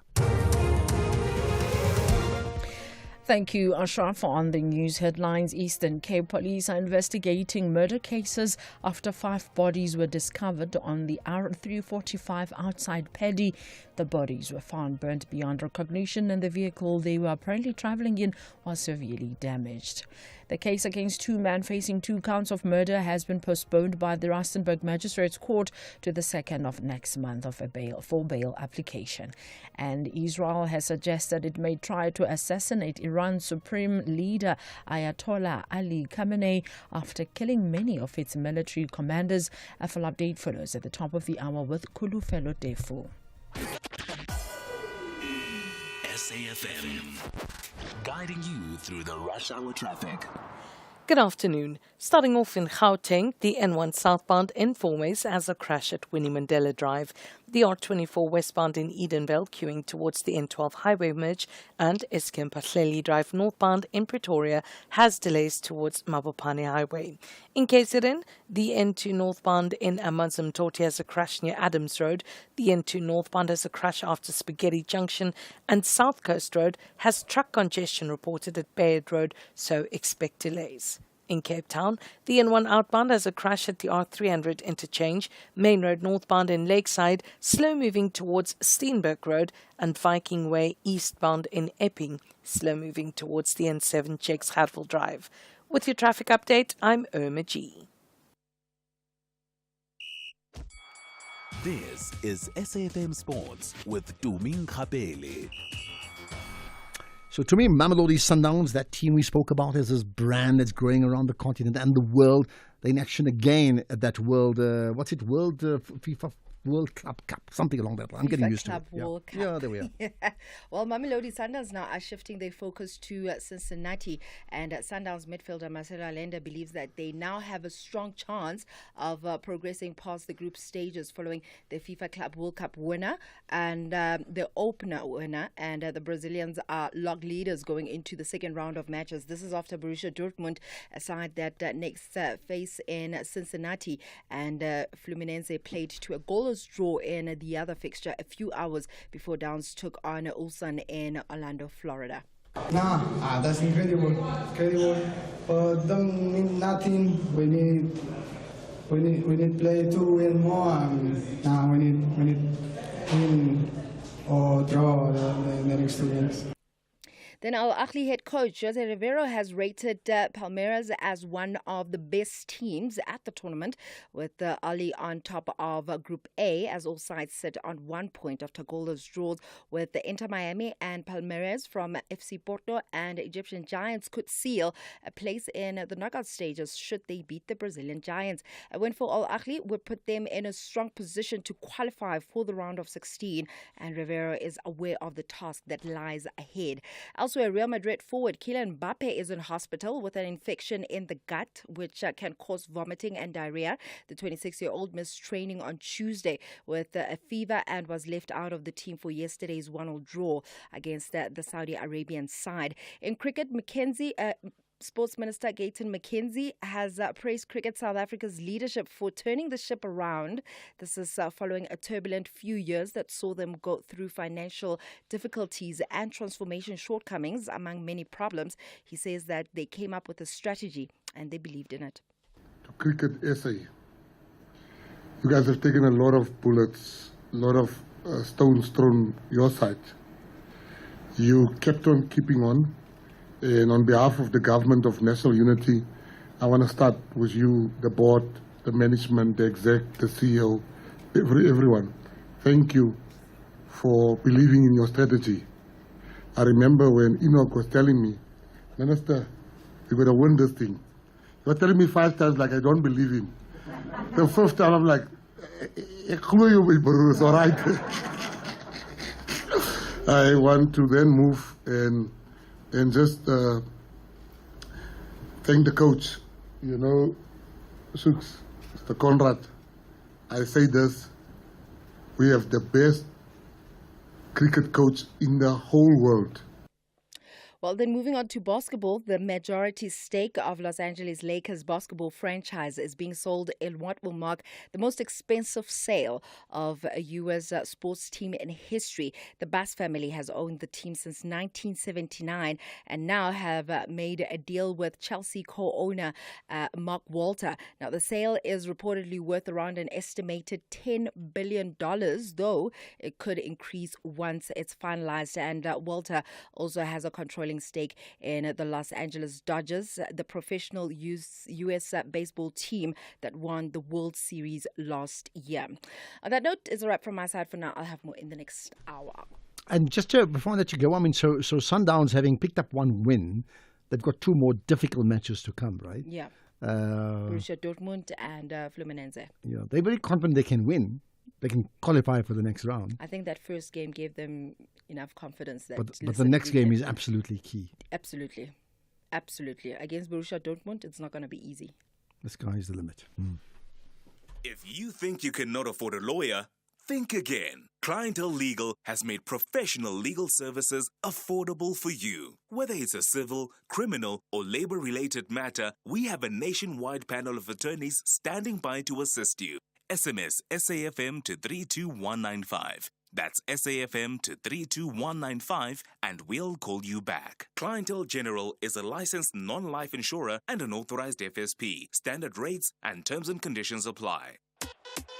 This week on Off-Pitch Goals. After league and cup triumphs for Kaizer Chiefs, Orlando Pirates and Mamelodi Sundowns, George Maluleka, Lesonolo Majoro and George Lebesi embark on a journey to conquer the glamorous world of cosmetics. Join us as we find out how they maneuver through this highly competitive industry.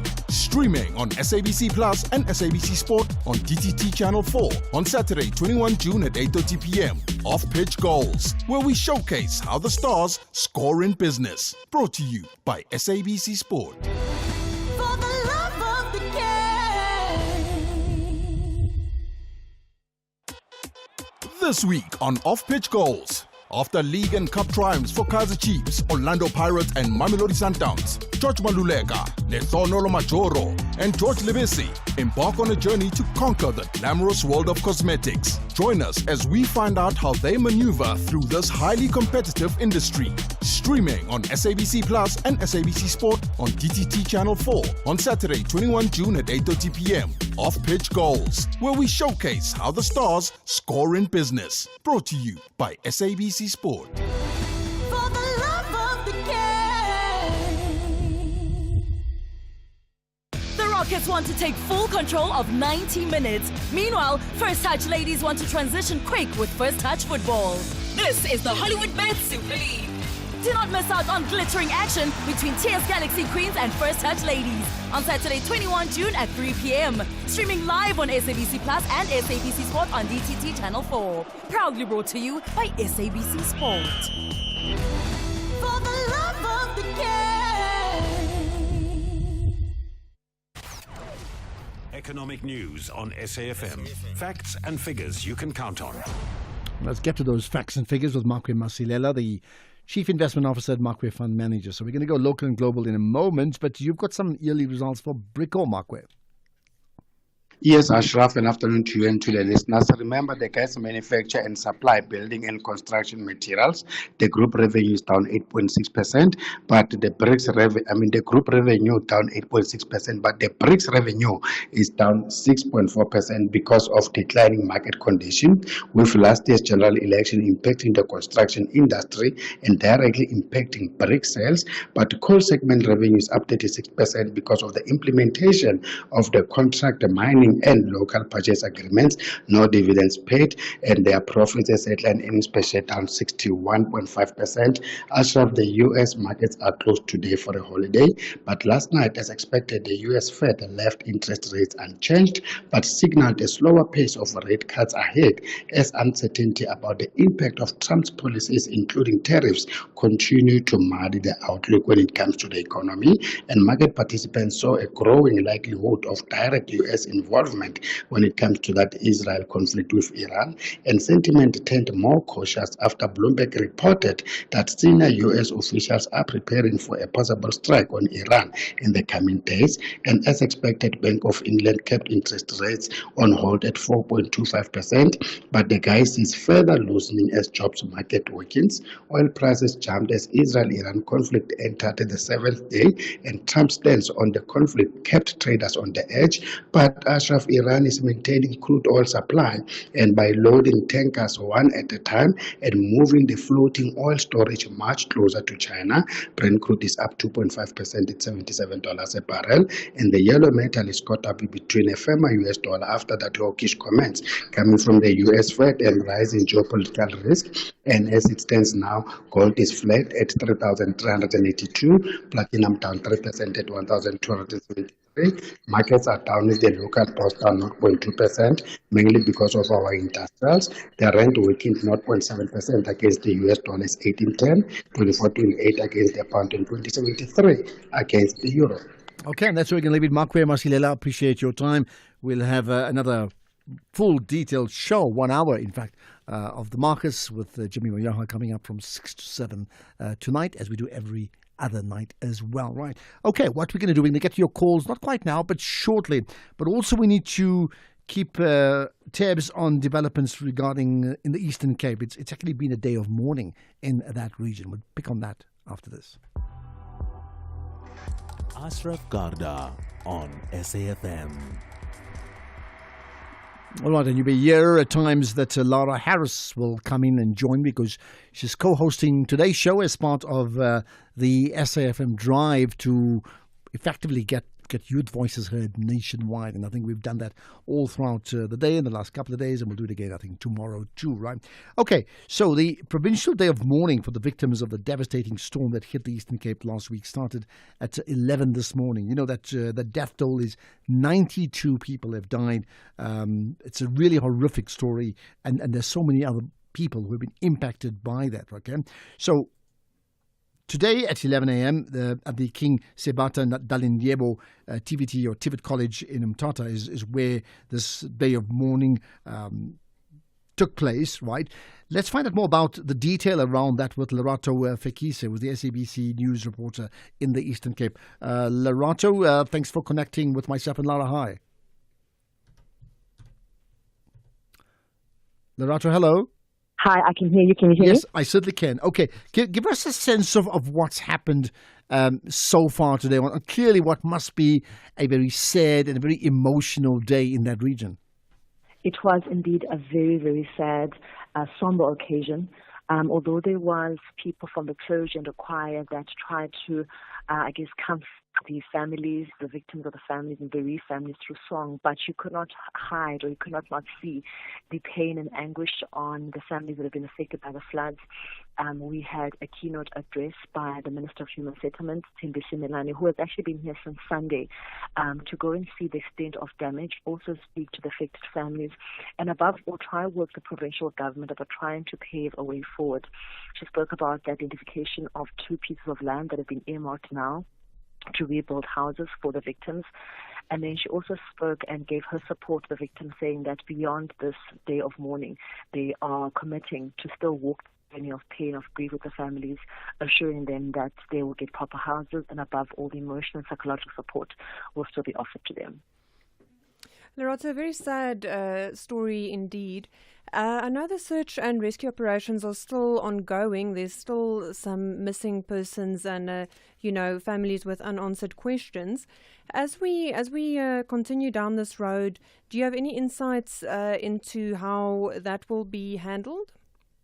Yes, I actually got to speak to the members of the EMS who are part of the rescue team, and they spoke about how for the past week, the team that's in Eastern Cape has been helped by the EMS from other provinces as well. So they did tell us that from tomorrow, the EMS personnel, the rescue personnel from other provinces will leave Eastern Cape tomorrow, and then from tomorrow it will just be the Eastern Cape EMS team and the rescue personnel from Eastern Cape who will continue to search. I then asked them as to, are there time frames to say officially when the rescue mission is going to end, and they said they're going to keep on searching up until all families who are still missing loved ones have been found. Yesterday there was a body that was found under some rubble near the dam, and I spoke to the EMS personnel, and they did state that they have now brought in a TLB to try and lift up the huge bricks and the huge collapse of buildings or the house structure that fell apart, with the view that perhaps underneath the rubble, underneath the broken down walls, are perhaps still bodies left there. So they're going to continue their rescue mission, even though it was the Eastern Cape team now going forward, but they are adamant that there are still many bodies out there, in particular underneath all that rubble. Certainly to give those family members some peace of mind and some closure, but so sad to hear these reports at the same time. I'm wondering if you've spoken to the community and any families perhaps involved in this, and just what their feedback and their experience has been on it. Absolutely. This morning we got to speak to Nosisa, whose daughter was one of the pupils that were part of the school bus that was collapsed and fell into the water. And some of the pupils there, obviously knowing 8 died and 2 survived. And her daughter, unfortunately, has not been found as yet. So I asked her, this day, as the provincial government was saying, is to bring some sort of closure. Obviously, families now are going to begin the burial part, but the government was saying it's a day of mourning, also a day for them to get some closure as the collective. And she was saying, it's now the 8th day since her daughter went on that bus. The bus went underwater and her daughter has not been found, and she was saying as the day goes by, she's slowly but surely losing hope, and also losing hope of finding her daughter in a non-decomposed state, saying that every morning her and husband go to the mortuary to try and identify the bodies, and so saying ever since Monday, the bodies that have been found are very decomposed, so much so it's even hard to identify who's who. And she was saying even if she does find her daughter, which she is obviously hoping for, her only concern is will she still be able to identify her child according to her hands or her feet or a mark on her left thigh because of a decomposed state. And she was saying how her daughter is currently is her greatest concern, especially looking at how the bodies there are currently. And she was saying for her today isn't about closure because she can't close a chapter that's still so open. And she was saying her only prayer, even if she can find a bone, she'll be happy because at least then she can bury something and have a place of remembrance for her to say that that's where my child's body or even bone is buried. Sure. And I tell you what, as we wrap up, Lerato, that really sums up just the stark reality when you reduce the issue down to a family and the impact it has on a family as opposed to even an entire region, then you realize that each one has their own story. Let's end with this. I mean, the example you gave of them, of the family looking for their daughter, I think is particularly traumatic, right? There's so many different emotions go through. What sort of support do the families get? Those that have lost, have had their, some people from family members, they've lost lives, and others who, may not have lost lives, but have survived. What support are they getting? Mental, emotional support, are they?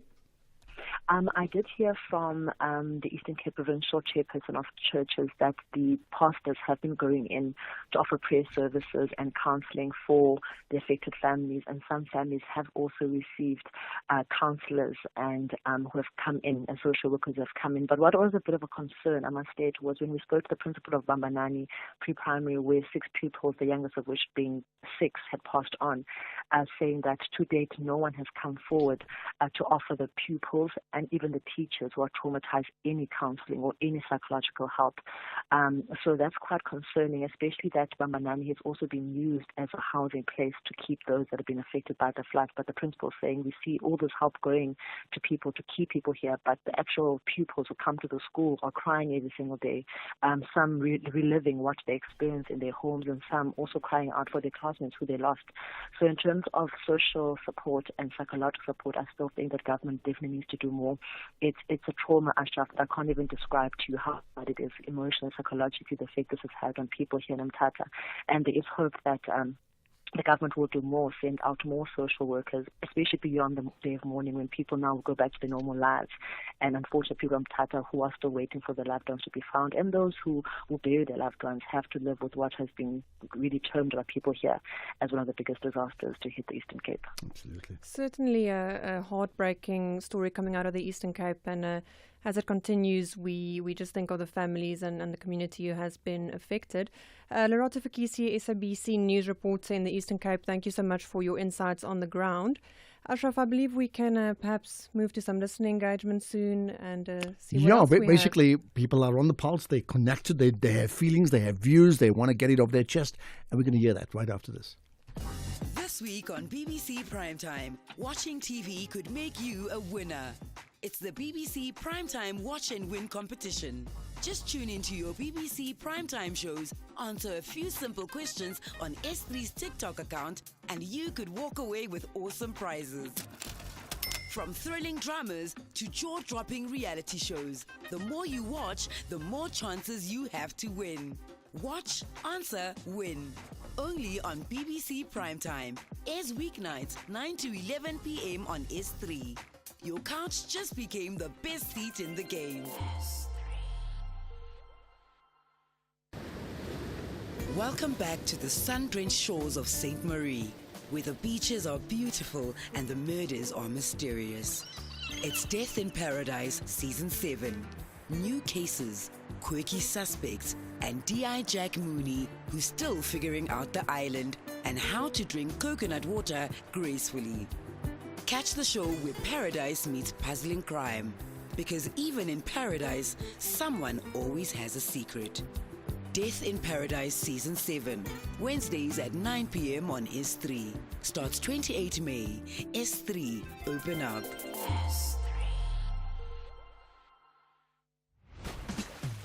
Every person, no matter who you are, what music you're inclined to listen to, and what you do with your weekends. You need a weekend playlist.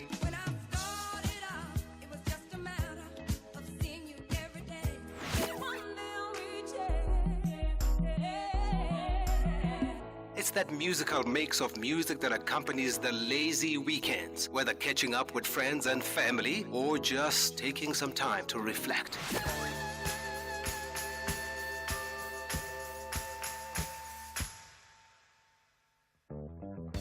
Tune in to The Soundtrack of Your Life with me, Ernest Pillay, Saturdays and Sundays, 1 to 4 on SAFM.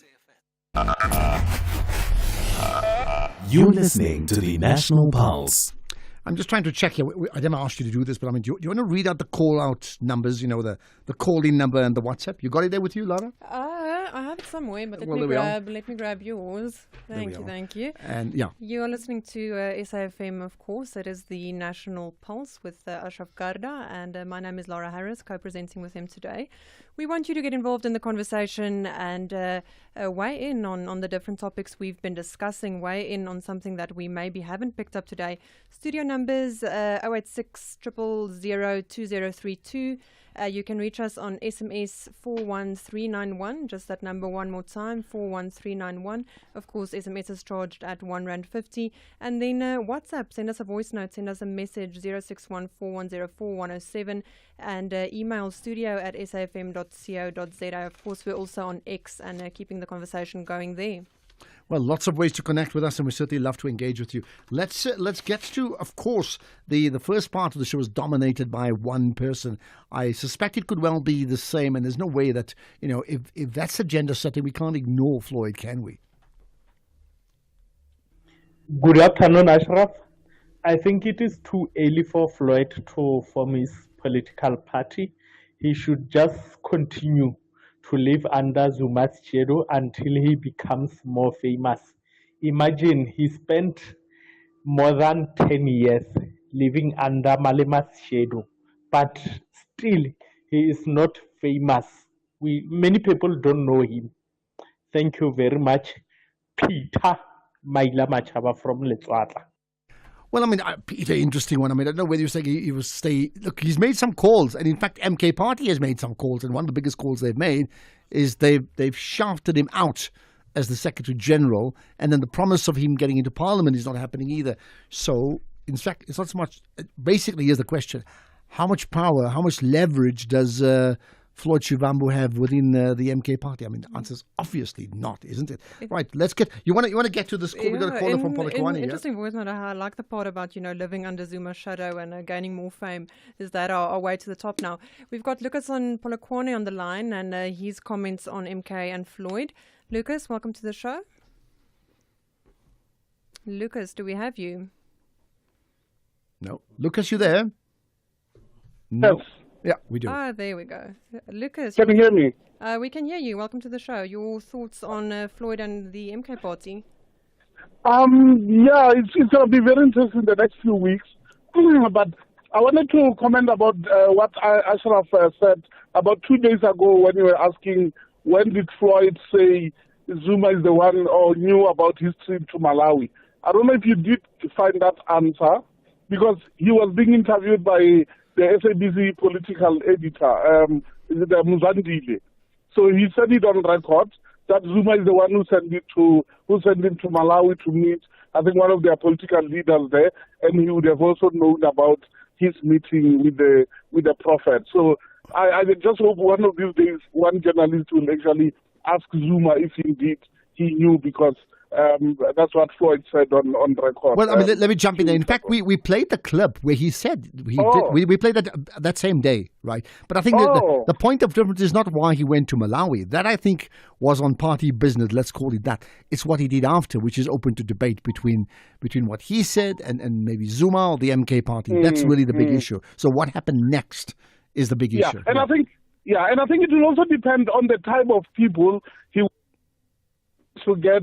If he does get Mbuyiseni, for example, he will get a big youth vote because Mbuyiseni is quite popular, I think, with the youth within EFF. So it depends on the type of people he managed to bring in, because him alone, he's you can call him maybe a political intellectual, but doesn't really have the charisma that is required to lead a party. So he may need to have somebody like Mbuyiseni or somebody with the right charisma who can manage to maybe get some serious votes either from the MK and from the EFF or from the youth that may not currently be active politically. Absolutely, Lucas. Lucas in Polokwane weighing in there. Going to continue on the next call. Eunice in Johannesburg, you have something to say on Julius. Welcome to the show. Yeah, hi there. Good, thanks. 2 points quickly. The first one about Julius Malema. And if you could recall when Floyd left the EFF, Julius made a public statement there at a press conference where he said that according to the EFF constitution, once you leave, you cannot rejoin. But in the case of Floyd, he said there could be an exception. Floyd was likely, would be welcome to come back. And I think that would be his natural home. Really to open another party, I think Floyd is going the wrong way here. He would rather just get back to the EFF, bury the hatchet and carry on from there. That's the first point. The second point, quickly, regarding the Iran-Israel war there. Now, today there were some missiles overnight which Iran sent and they hit a hospital in Israel. And the defense minister there says that Iran has crossed the red line there. Now, I find this very strange. All things being equal, a hospital should never be hit. But just go back slightly and just think about what's happening in Gaza. Israel has destroyed 36 hospitals in the Gaza Strip. So what did they do there? Only yesterday, the savagery of the IDF, 144 people were slaughtered, most of them queuing up, in aid centers to get food. So what are these Israelis talking about? So is it okay for them to slaughter men, women, and children, but when the same thing happens to them, then they have a problem? Are these others, in the Gaza Strip or in Iran, are they children of a lesser God? What are we talking here? No, really, it's something that we need to ponder. All life is sacred, and, the Israelis here, they attacked Iran. Remember that. They haven't exposed the IAEA inspectors to their sites. So, we need to take all this into consideration. And I think, it's actually a sad day when statements like these are made. Bringing the conversation back to the global scale, Iran, Israel, and the hospital bombings there as well. I have to agree with you on the devastation of what is happening, and I think the question remains is how do we change this? Eunice, thank you for your call. Thanks for that, Eunice. We'll get to Pumzile just now. In fact, maybe let me see if I can squeeze in a quick call from you, Pumzile, in Humansdorp. Go for it, Pumzile. Hi, good afternoon, Ashraf, and your new colleague. Yeah, thank you, Laura. Thank you. Quickly, Ashraf, I think Floyd have actually committed a political blunder, and to me, we came from the ANC, we went to the EFF, we went to the what you call MKP. Now, all these places he went to, in fact, to me, he's living unceremoniously in a way. To me, he should have actually joined an existing party than actually going out and back on a consultative process. We are already overpopulated with political parties in the country. And some are literally dead. Okay, Pumzile, a quick one. We're on to news. Which existing party should he have joined?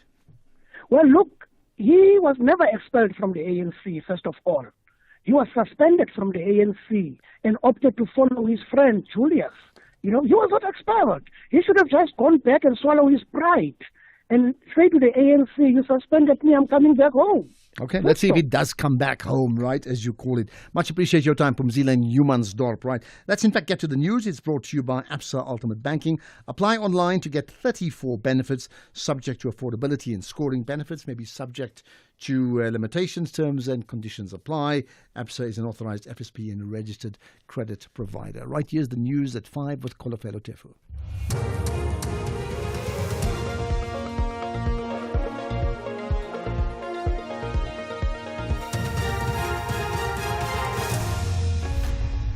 Thank you, Ashraf. Top stories. The Sawa burnt bodies found in Eastern Cape, and Israel considers assassinating Ali Khamenei. Good afternoon. Eastern Cape police are investigating murder cases after 5 bodies were discovered on the R45 outside Paddy. The bodies were found burnt beyond recognition, and the vehicle they were apparently travelling in was severely damaged. The vehicle was, however, not burnt. Police spokesperson Nobuntu Kantana. The motive for this attack remains unknown and forms a critical part of the ongoing investigation. Due to the severity of the crime, the case has been transferred to the Serious Violent Crime Investigation Unit for further investigation.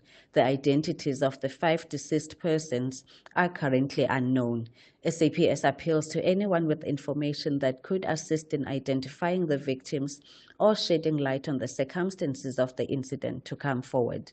Anyone with information may contact Detective Sergeant Kambela In Northwest, the case against two men facing 2 counts of murder has been postponed by the Rustenburg Magistrates Court to the 2nd of next month for a bail application. The duo allegedly shot and killed the elderly couple over the weekend. Itumeleng Khajani reports. According to police, the elderly couple was fatally shot while at a shopping mall in Rustenburg. The accused fled the crime scene after the shooting incident. One would later be arrested at Ndamoyi in Buitukong, with the vehicle matching the description of the vehicle police were tracing. He led police to Rustenburg East where his accomplice was found. He showed police a pistol which was seized by police. Though the duo has appeared in court, police spokesperson Brigadier Sabata Mokhwabone says the court has ordered that the accused's names should not be disclosed. Itumeleng Khajani, SABC News. Gauteng Education MEC Matome Chulwane will tomorrow visit Lesedi Secondary School in Lethabong in Pretoria East after a grade 11 boy learner was fatally stabbed allegedly by a grade 12 learner on Tuesday. According to the department, the grade 12 learner who had not attended school on that day allegedly arrived after school hours and stabbed the grade 11 learner just as pupils were boarding their scholar transport outside the school premises. The learner was rushed to the Lethabong Healthcare Clinic where he was declared dead on arrival. Gauteng Education spokesperson Steve Mabona. The MEC would want to ascertain details surrounding this incident and also extend his support to the school community, including the family of the deceased. Further afield, Israel has suggested it may try to assassinate Iran's supreme leader Ayatollah Ali Khamenei after killing many of its military commanders. The defense minister Israel Katz insisted that Ayatollah be held accountable for an Iranian missile strike on a hospital near Tel Aviv. Many patients had been moved from the Beersheba hospital before the strike. The BBC's Hugo Bachiga reports. The early morning Iranian attack was the most intense in recent days. In Beersheba, a hospital was hit, but its director said many patients had already been evacuated. The country's defense minister, Israel Katz, made a direct threat to Iran's supreme leader, Ayatollah Ali Khamenei, saying he could no longer be allowed to exist.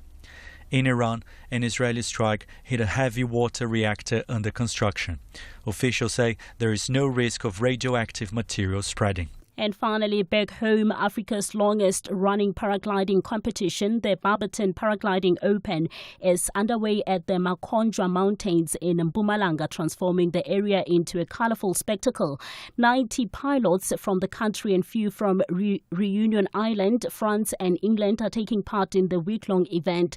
The competition takes place annually in winter. Organizer and technical director Myers Ditlek. This is a cross-country paragliding competition, and in cross-country paragliding competitions, it is basically a race through the air. So every morning we set a task for the day based on the weather conditions. We love meeting each other here every year, and it is an enormous economic injection into the community for the time that it is here. We believe that the sport has a lot of potential to empower people and help them, achieve things that they might not believe is possible. It is also, South Africa has become a very popular tourist destination, so we attract people from all over the world because we have such fantastic weather. The top story this hour, Eastern Cape Police are investigating murder cases after 5 bodies were discovered on the R345 outside Paddy. The bodies were found burnt beyond recognition and the vehicle they were travelling in was severely damaged. Headlines at 5:30 for SAFM News. I'm Kolofelo Defo. And this news is brought to you by Absa Ultimate Banking. Apply online to get 34 benefits subject to affordability and scoring. Benefits may be subject to limitations. Terms and conditions apply. Absa is an authorized FSP and registered credit provider. Ultimate Value is opening an account with 34 benefits while getting her a treat. Ultimate Success is getting her the ballet shoes that you promised. With a 2,000 Rand balance booster, Ultimate Goals is living life on your own terms with a credit card with 0 monthly fees. Absa Ultimate Banking is about having it all in one account for 98 Rand per month. Apply online now. Your story matters. Absa, subject to affordability and scoring. T's and C's apply. Absa is an authorized FSP and a registered credit provider. In sports this hour, Mbappe hospitalized with stomach bug. Captain Gill to bat at number 4 as India look to fill Kohli void. And Athletic South Africa welcomes forensic investigation. More details at 5:30. SAFM, guiding you through the rush hour traffic. Good afternoon. Starting off in Gauteng, the N12 R24 westbound in Bedfordview queuing on both routes towards Giluli's interchange. The N1 northbound in Midrand has a stationary vehicle near Allendale Road, and Malibongwe Drive southbound in Randburg has a crash at Republic Road. In KZN, the N3 both ways queuing on the link to the N2 north at Spaghetti Junction. The N2 northbound has a crash after Spaghetti Junction, and the N2 southbound a stationary track after Umgeni Road. In Cape Town, the M5 southbound queuing towards Milner Road, Westlake Avenue westbound has a stationary track at Steenberg Road. Baden-Powell Drive eastbound is slow moving towards Strandfontein Road, and on Delaray Road in Paro Industrial, protest action reported near Robert Sobukwe Road, so expect delays and diversions. With your traffic update, I'm Irma G. This week on Off-Pitch Goals. After league and cup triumphs for Kaizer Chiefs, Orlando Pirates and Mamelodi Sundowns, George Maluleka, Lethono Majoro and George Lebesi embark on a journey to conquer the glamorous world of cosmetics. Join us as we find out how they maneuver through this highly competitive industry. Streaming on SABC Plus and SABC Sport on DTT Channel 4 on Saturday, 21 June at 8:30 p.m. Off-Pitch Goals, where we showcase how the stars score in business. Brought to you by SABC Sport. For the love of the game.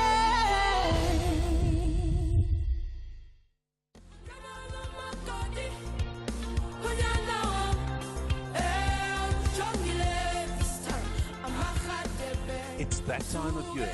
The annual Drakensberg Boys Choir Music in the City is upon us. Classic choral works, African rhythms, and foot-stumping Afropop at the Joburg Theatre. 18 to 21 June. Book now on bbchoir.com. See you there.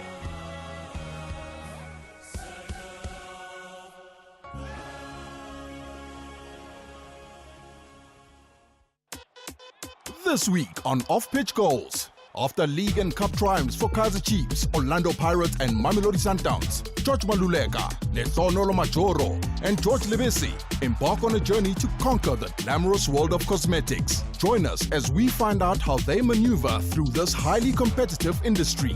Streaming on SABC Plus and SABC Sport on DTT Channel 4 on Saturday, 21 June at 8:30 p.m. Off-Pitch Goals, where we showcase how the stars score in business. Brought to you by SABC Sport. For the love of the game.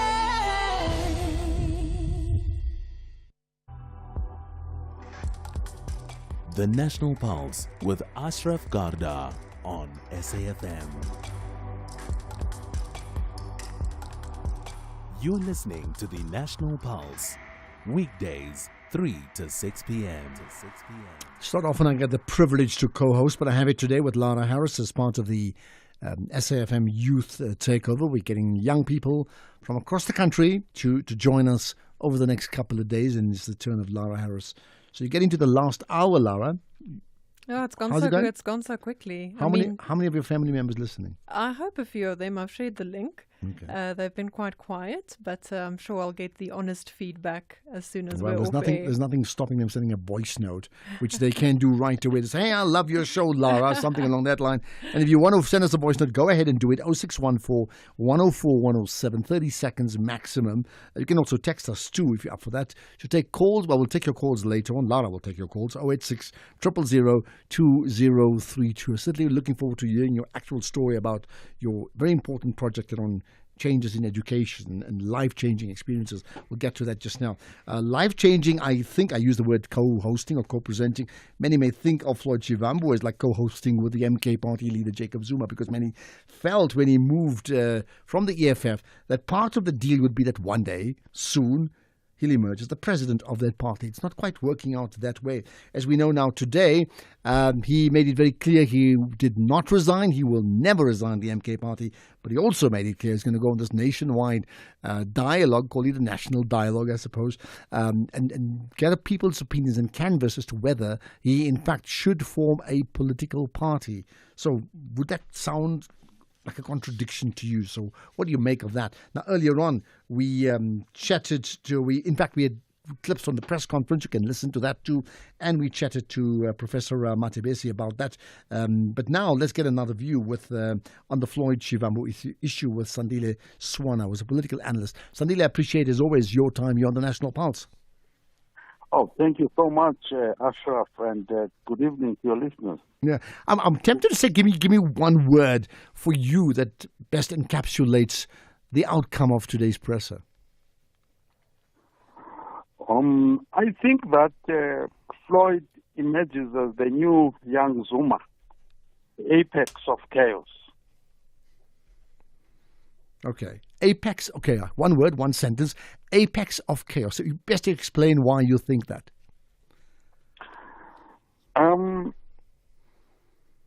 Floyd, for instance, says to us that he has been removed, discontinued as Secretary General because of the people, the scoundrels around Jacob Zuma who produced fake intelligence reports, who accused him of witchcraft. And Zuma himself had come from the other side saying that he doesn't waste time. He's already fired 7 Secretary Generals. And Floyd comes along and says there's no Treasurer General of the MK party who has resigned. All of them were fired. And then he says he has learned more positively about politics in 6 months from MK party than the whole 10 years he spent in the EFF. The question is, what did he learn? My view is that what he has learned is chaos. And if he launches a new party, having learned chaos from Jacob Zuma rapidly, I think that this thing, whatever it is, whatever he calls it that he wants to launch, it will be the epitome of chaos. Right. Interesting you say that. Let me ask you this then. So do you get a sense that based upon what he said and this country nationwide canvassing of opinion that, in fact, it is clearly the formation of a new party when it comes? That's point one. And number two, what other options did he have since he's been relegated from his position as SG of the MK party and then not given that promised seat in Parliament? What options did he have?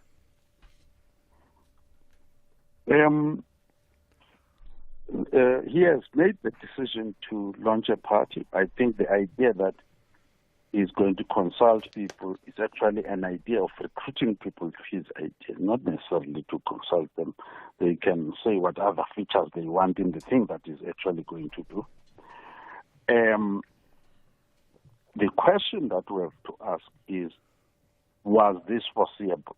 Some of us did say that if this thing is led by Zuma, the chaos that Zuma manifested in the ANC, manifested in government, is going to be a characteristic of MK, which is in the personality of Zuma.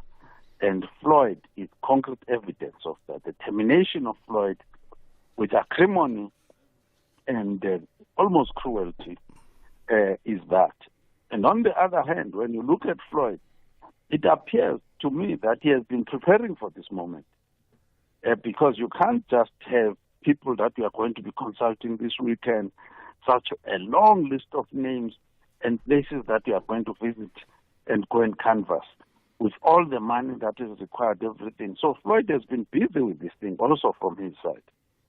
Let me bring in Laura Harris into the conversation. She's been co-hosting the show today with me, Sandile, as part of the SFM Youth platform that we've allowed into the youth takeover. So, Laura, go for it. Sandile, a lot of talk on Floyd and his possible next movements, and what is speculation, what is true, what isn't true. But in terms of MK, of him having this press conference today without permission from the party, what is their next move in terms of what he has said and what he is planning? The MK party, they know how this system works. This one of dual membership, where you start another party and claim to be a member of another party. It's a system of stealing members from the other party. So I expect the MK party to expel Floyd on short notice and to tell its members to stop communicating with Floyd and to keep him out of the system of the party. Because Floyd is serving Zuma his own medicine. Zuma is the inventor of the dual party membership system. Well, that's very true. But did you find, therefore, there were contradictions? As you said, he's been critical of the MK party. I think, I can't remember the exact words, but he was very critical of the advisors to Zuma, right? But on the other hand, also spoken about the fact that there's been monies that have been, that's why there's no treasurer. There's been some things unsigned for. There's been support from Morocco on the one hand. But then he still talks about this as being the finest decision he's ever made, right? And the greatest of respect for Zuma. So how do you decipher the truth and what is not and what really matters? Correctly that you introduced this concept of the truth. I think that where Zuma and Floyd Shivamu are present, the thing that you will struggle to decipher is the truth.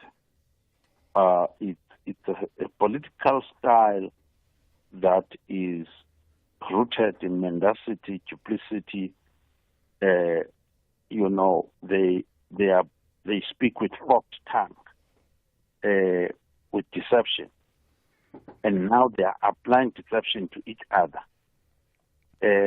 So, from a distance, what I'm sure of is that whatever kind words that he has about Zuma, Floyd is seeking to occupy the highest position in a structure that could possibly absorb whatever remains of MK, whatever remains of the ANC, whatever remains of the EFF and any other Smolanyana Black Party, and he sits on top of that thing, and he becomes the president and the leader of the whole thing.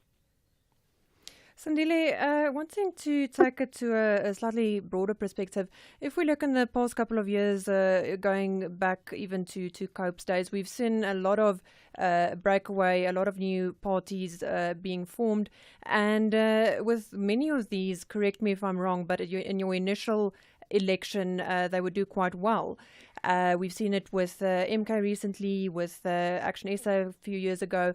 But to keep that momentum and to keep doing well, in terms of him looking at starting this new party and as the South African democracy in general, where does it leave us? Is it signs of the democracy maturing? Is it something to be worried about in terms of, let me just go start my own political party? There's no doubt that our democracy is headed in the direction of a competitive multi-party democracy and coalition government, a system where even small parties like the PA can get even a cabinet post. So political entrepreneurship is flourishing. But when you look at the quality of the people, in this case we're discussing MKP and Floyd Shivamu, you look at the quality of the people that are forming these parties, and Floyd introduces the idea of scoundrels. These are people who are thieves, these are people who have court cases that are pending, with Zuma himself also having many court cases that are pending. Floyd being implicated in the VBS scandal. So this opening up of the political market has actually allowed, if we're to use Floyd's language, scoundrels as well to privateer and profiteer in the political industry. All right, I'll tell you what, let's pause on the scoundrels, because I want to ask you one other thing after the break, and that's just the future of the MK party. So we'll do that next. From city streets to dirt trails, introducing the new Isuzu MU-X. Sleek enough for the city, tough enough for the mountains. With advanced all-terrain drive, 360-degree camera, and upgraded suspension to take on any journey. The new Isuzu MU-X, now including the new Onyx XT. It's an SUV with 4x4 capabilities, ready for anything. Experience the new Isuzu MU-X at your nearest dealership today. This Youth Month, SAFM celebrates the spirit, power, and potential of young South Africans.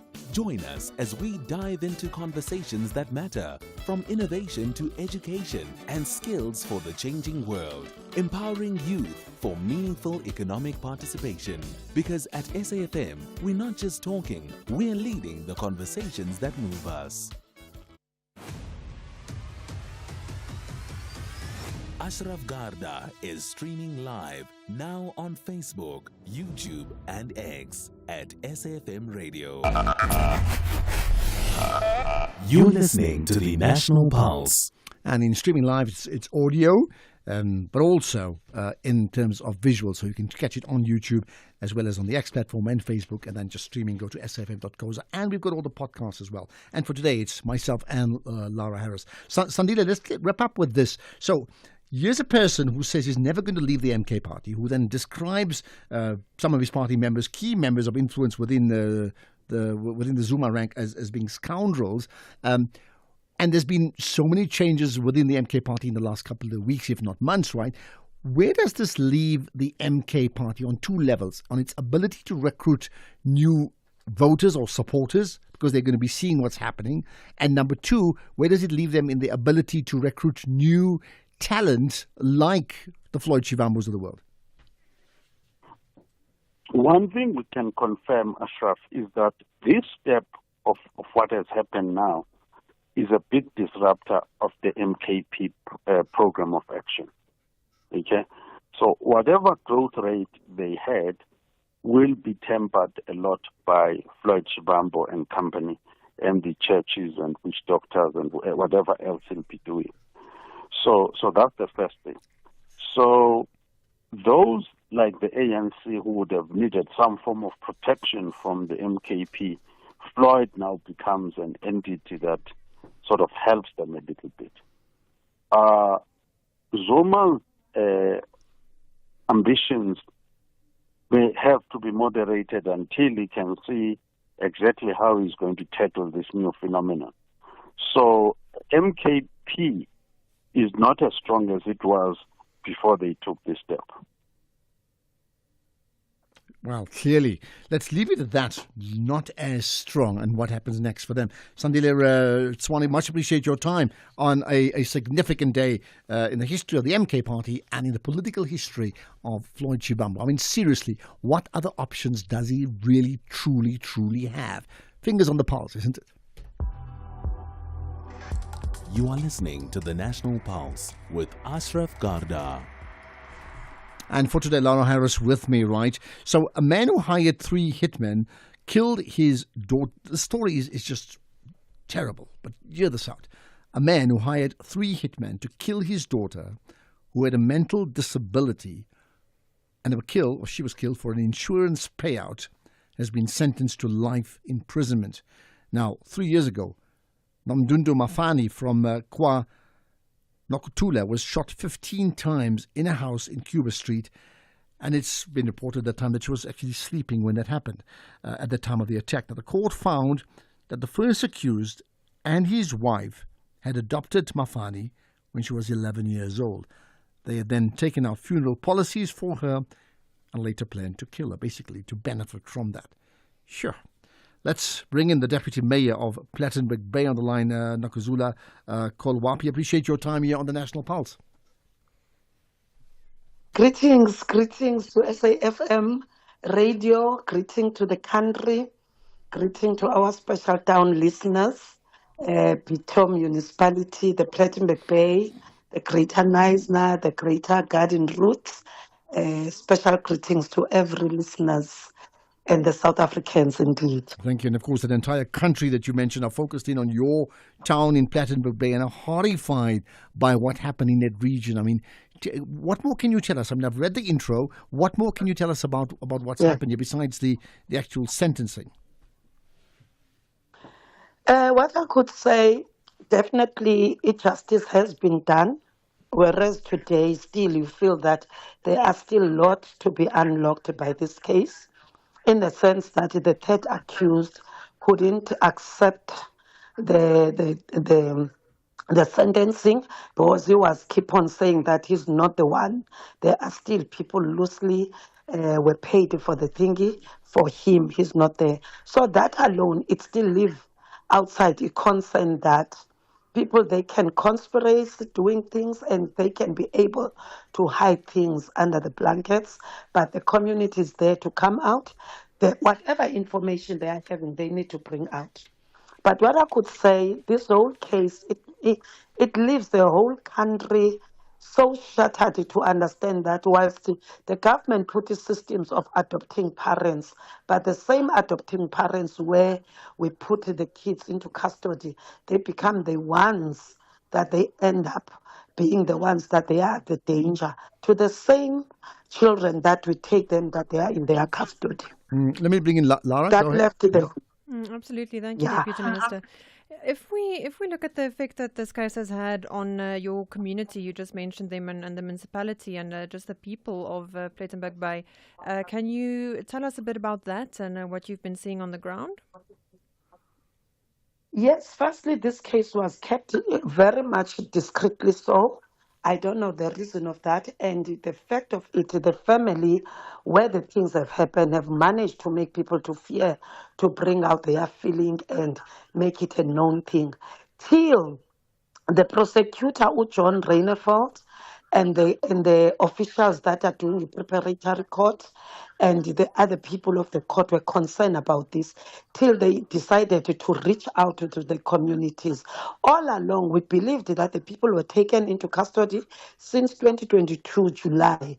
But all this time, we were waiting for us to be informed how far is the case so that we can come out as the communities and support the fact that we say everything must come into justice and till the action of the magistrate and the staff that is there and the NPA representative or advocate John Reinefeld, we were able to know.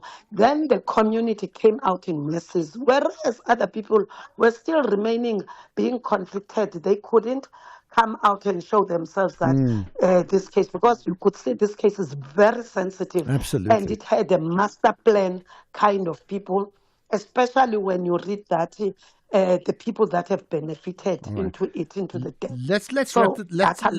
Let's wrap this up, Deputy Mayor, as we're getting on to news time. Just your thoughts in terms of the big lesson to learn, because I mean you mentioned the word and punctuated the point that the child who died was an adopted child, and there may be a reason why you brought that up. What for you is the big lesson to take out of this? You've got 30 seconds. Yeah, the big lessons is that the people that are being given the custody of the children, they need to be vetted by the state. The state must make extra efforts to social services, because this gives the Rosemary vibe. It gives the Jocelyn case where kids, they are not safely kept under the people that are the main custodians of the children. And these social workers, I think they miss somewhere somehow. It gives us more lessons that we need to be vigilant when it comes to that. Point secondly, taken. Yeah. All right, very quickly. Yeah. And secondly, the communities, they need to be very careful. When things of ill, they come and they greed. People need to learn to say no, not under my watch. Okay. Because it was so heartbreaking to find the people that were judged there, they couldn't take this whole thing. They felt that they didn't kill, they didn't play so much, effect to this. But ultimately, they were part of the whole thing when it was being planned. Okay, let's leave it at that, part of the whole thing when it was being planned, which leaves it hanging for an extended conversation another time on another show, perhaps. Deputy Mayor of Plettenberg Bay, thank you for your time. Let's now get to the news headlines. Just go on 5:30. Here's Caller Fellow. Thank you, Ashraf. In the headlines, the SAWA, the airports company South Africa, allocates over 21 billion rand on airport infrastructure for the next 5 years. The company has provided an update on the rollout of some of the maintenance projects. Eastern Cape Police are investigating murder cases after 5 bodies were discovered on the R345 outside Paddy. And beyond our borders, the family of Zambia's former president, Edgar Lungu, says it halted the return of his body from South Africa after the Zambian government released a draft program of the funeral without consulting them. Details at the top of the hour. SAFM, guiding you through the rush hour traffic. Good afternoon. Starting off in Gauteng, the N12 westbound is queuing towards the N1 Diepkloof interchange. The N1 southbound in four ways queuing towards Winnie Mandela Drive, and Main Reef Road westbound in Industria has delays towards Avon Street.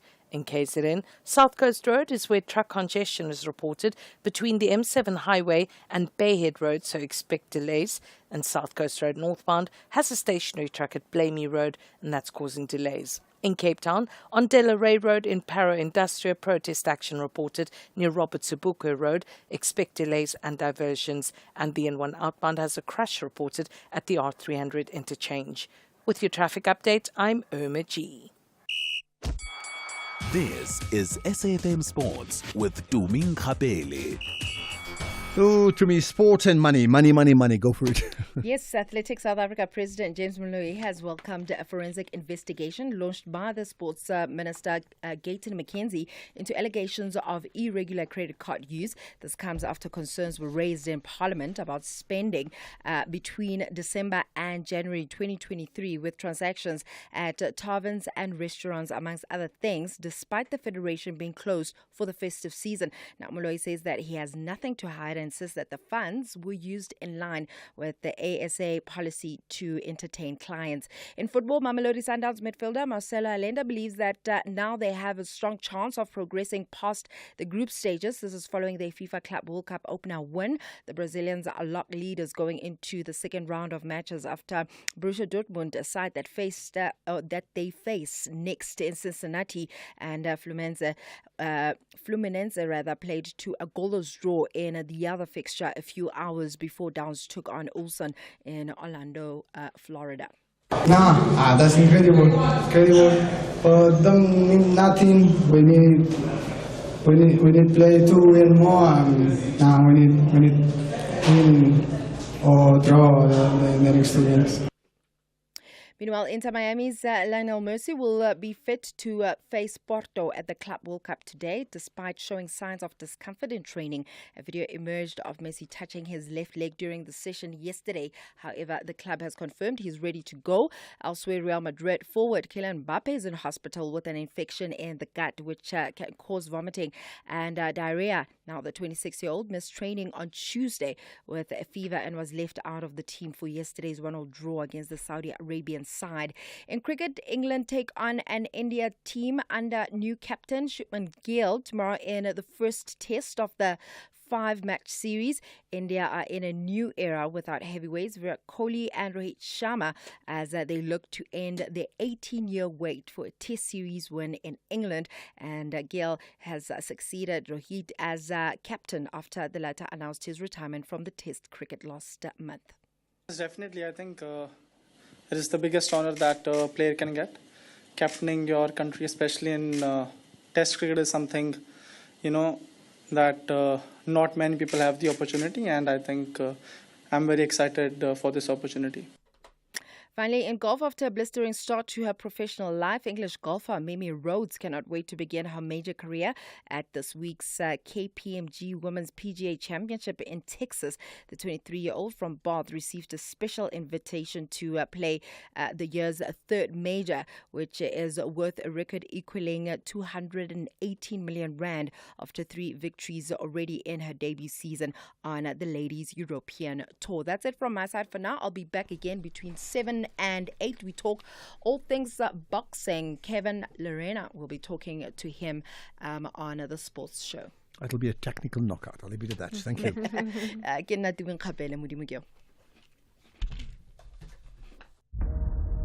The land is their legacy, but in season 3 of Yellowstone, that legacy is under fire. Kevin Costner returns as John Dutton, fighting to protect his ranch, his family, and everything that can't be bought. More enemies, deeper betrayal, and the battle for the West, it's only just begun. Yellowstone Season 3. This land was won with blood, and it'll take more to keep it. Saturdays at 9:30. Starts 24 May, only on S3. Open up.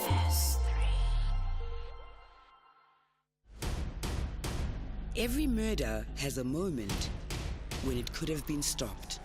Countdown to Murder takes you inside the chilling timeline from ordinary days to unthinkable crimes. Real stories, real people, and the final hours before everything fell apart. Countdown to Murder. Every second tells a story. Thursdays at 9 p.m. only on S3. Open up.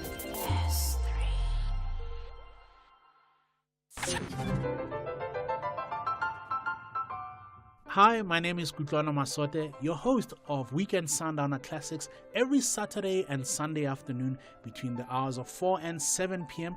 exclusively on SAFM. Now, this is where you get your best classical music jams on any radio platform. Join me every Saturday and Sunday afternoon between 4 and 7 p.m. Weekend Sundowner Classics.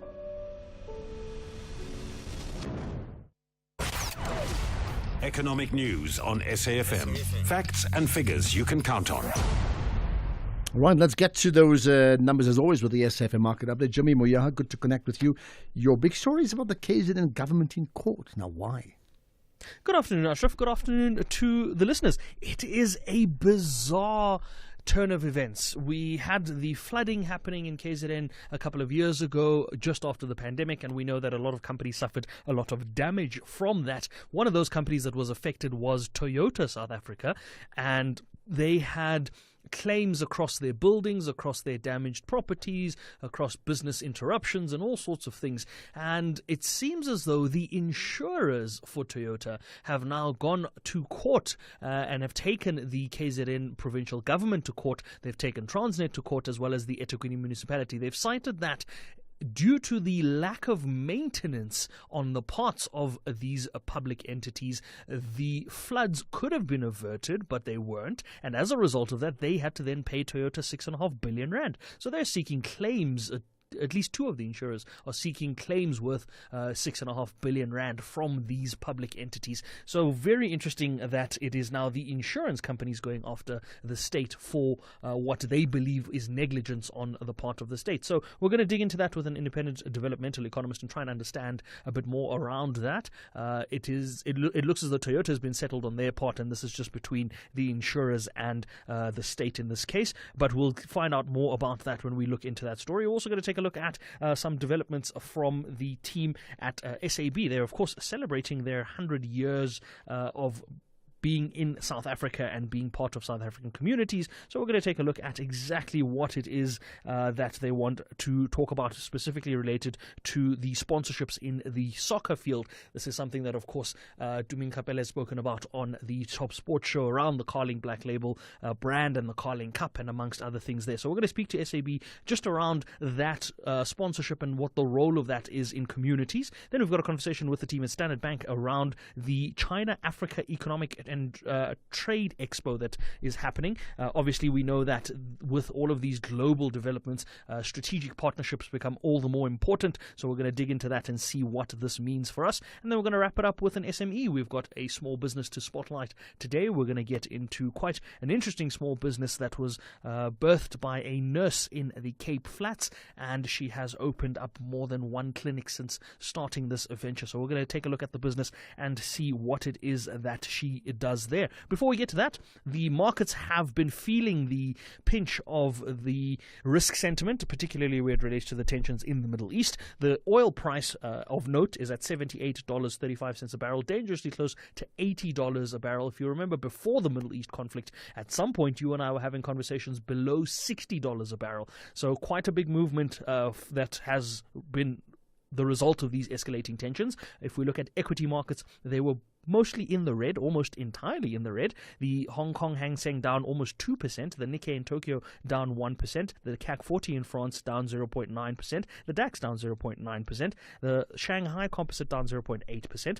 Our own local markets, industrials down 0.7%, financials up 0.3%, and resources up 0.6%, sorry, 2/3 of 8%. But the all share still finishing marginally in the red, 8 basis points down. The top 40 down 0.1%. The rand weakening again against all major currencies, currently at 18 rand 12 cents against the dollar.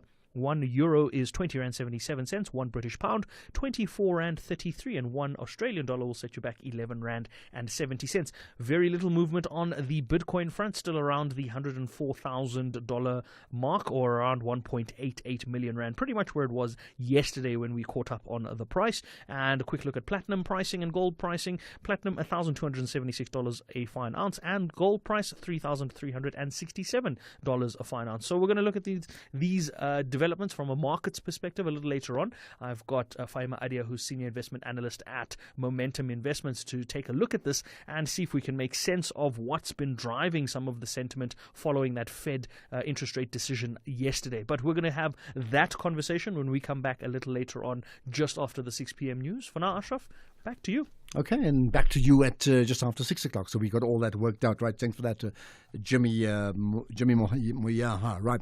Okay, we're going to get to you as in the caller, because I want to get, I know you got something off your chest and you're on the pulse. Let's hear it. You're listening to the National Pulse. In fact, I'm looking at a picture, Lara, and you'll actually, she's got a Laura there, but it's Lara. So here's Nicolette saying, hello, Ashraf and Laura. Change it to Lara, L-A-R-A. And the SFM team, great show, thank you. And I've always liked Floyd. Let's hope that he makes the right decision. Lara, right? I'm here. You are doing very well. That's not my words, Nicolette's words. Well done. And then she sent a picture taken early this morning of the village in the rain from Nicolette in Hout Bay. She's like the mayor of the Republic of Hout Bay. I mean, you'll get my point. So that's a lovely message. I'll turn the picture on. You can actually have a look at it. And there's a few other people just very, very complimentary about you. So good for you. Thank you. I appreciate it. Which gets me thinking. Let's remind people who tuned in late, and you should never tune in late to the show. You should always listen 3 to 6 every day.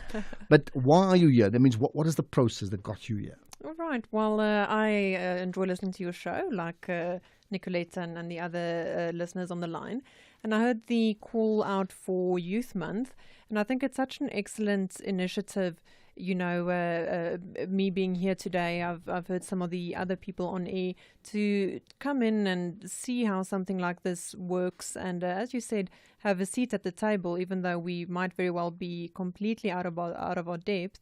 But to be here, to participate, and in that to give a voice to our youth and have conversations that matter. And the good thing is you're not out of your depth, not at all, because if I said that, you'll get an uproar from the nationwide audience. That much I can assure you. It's been really great to connect with you. But your time's not yet up. I mean, you've got 15 minutes to go. You're going to take some calls too. Let's talk about what you do. So up to now, people have been listening to you, and all they know is you, this young person who's responded to a call out, and you've come in and you're a talk show host now, right? But you know, what's your work? What do you do? Well, Ashraf, I want to focus on education. Work-wise, I'm in marketing, communication, PR, incredible industry, business owner, and it's company name, although you don't want to focus on it? No, Creative Consortium. Okay, Creative Consortium. And what we do is we do marketing based on investment principles. So, you know, your return on investment, your measurability, a bit different than what is typically out there. But, you know, let me also use the seat that I do have today to speak about Lifting Dreams NPC, non-profit company where I'm a director. So your first point about marketing and communications is you've navigated the conversation to where you feel if you've got only 3 minutes, this is where what you want to talk about. Right? Yes, you're too fast for me, Ashraf. You caught me there. No, absolutely. So Lifting Dreams is a educational non-profit, and we've started in 2018. We spent the past 7 years, I said to you yesterday, making many mistakes, learning many things, but also, you know, despite the challenges, and I think every, you know, listener knows to some extent where our education is in South Africa, despite the challenges, it for me remains a story of hope. And the conversation we had is how do you make tangible differences and come alongside government or whoever it might be. You know, we tend to point a finger, but if you're not part of the solution, it's said that you're part of the problem. So, you know, having these conversations on the G20, on many things today, I think education is always very much at the heart of it. So, yes. So in practical terms, what does Lifting Dreams then actually do? So you're in education, you and your group, you know, Who do you target? Which type of schooling? What level? And what is the actual? I wouldn't even say activation. The impact that you make in terms of intervention. Yes. We focus on mathematics. Maths being essential to many other subjects: your sciences, your accounting, your geography. And Ashraf, what we find is that the general level is quite low and quite bad, and we do need to come alongside our learners, and we cannot call on them to be the future and have our youth month, but then not as the adults be participating. So we have campuses in Soweto, in Mamelodi, and in Eersterust. All of these have different grades actually. We engage with the community to understand where the greatest need is, but where we are moving to, and this is both relevant at Eersterust and at Soweto, is your ECD, your early childhood development. It's simply, if you can make an impact earlier, it is much more effective. And the further we go on in Mamelodi, where we have the high school campus, it gets further and further. It gets more difficult to catch up what we need to catch up. Now, it sounds like you and Lifting Dreams are pretty organized here. So how many people involved in this NPO? We are a very small team actually. We are 3 directors. And then we have a team of tutors from the University of Pretoria who lead our classes, and we've been able to contribute to youth employment there. But in terms of having full-time people for the MPC at this point, we're just channeling everything we have to our communities. So as directors, we are quite lucky that 2 of us are business owners and we have some flexibility, and then our 3rd director also coming in with some flexibility. Mm-hmm. You made the point about your marketing business, about marketing on business principles. How then do you, and you need to measure, right? How then do you measure the impact of Lifting Dreams? Well, we've recently acquired a social franchise license, and that simply means we're an MPC with this license from a company called Seriously Addictive Maths. And this program was actually developed in Singapore. It's been rolled out worldwide in different ways. And very interesting, it was developed in Singapore at a time when their mathematics was looking like ours is looking. So what this is enabling us to do is to measure each learner individually where they are, and actually intervene individually. So no learner on the program will have the same worksheets and the same work that they do. And we started this in February, having very good results already. And then secondly, at our high school campus, we do benchmarking tests a couple of times a year, and also see, what their report marks are doing. And I mean, that's hugely impactful. And again, it talks about the value of NGOs or NPOs across South Africa. And if you remove them, you have this huge void, because you're almost like a semi-government governing at community level, isn't it? It is, absolutely. I think if everything was running 100%, there would be no need for NGOs. And again, this is where we as South Africans sometimes come in and you want to complain about it, or you want to say, okay, well, this is not my responsibility. But Ashraf, it's each of our responsibilities, and where the country will be in another 20 years or in another 100 years is it starts with what we do today. I often talk about, my purpose is building champions. What is your purpose?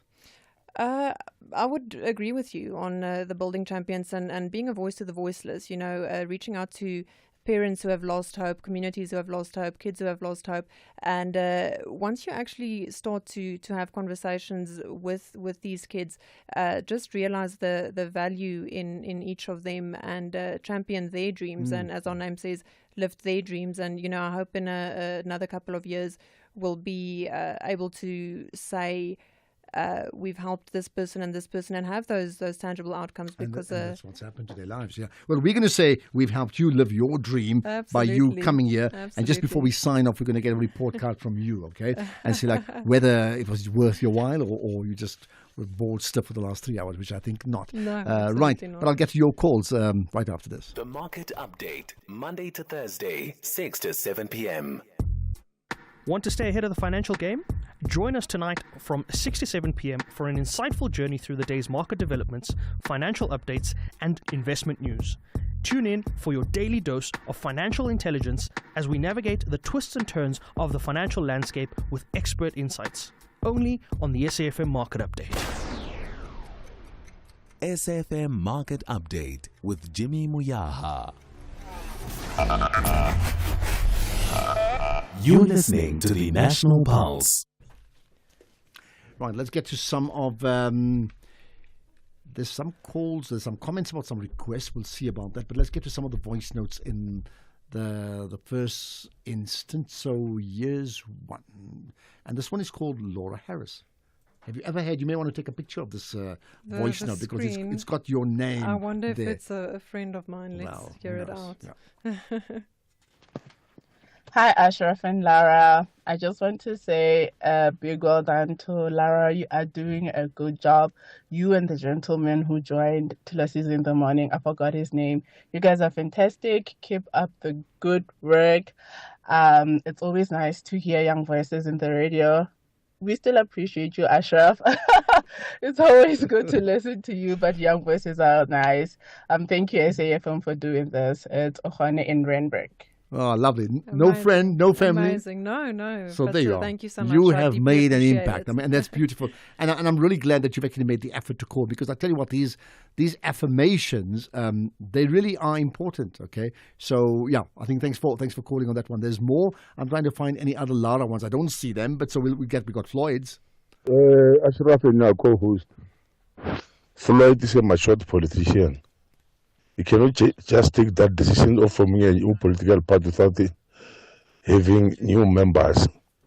Already he organized MK structures, many structures, nationally.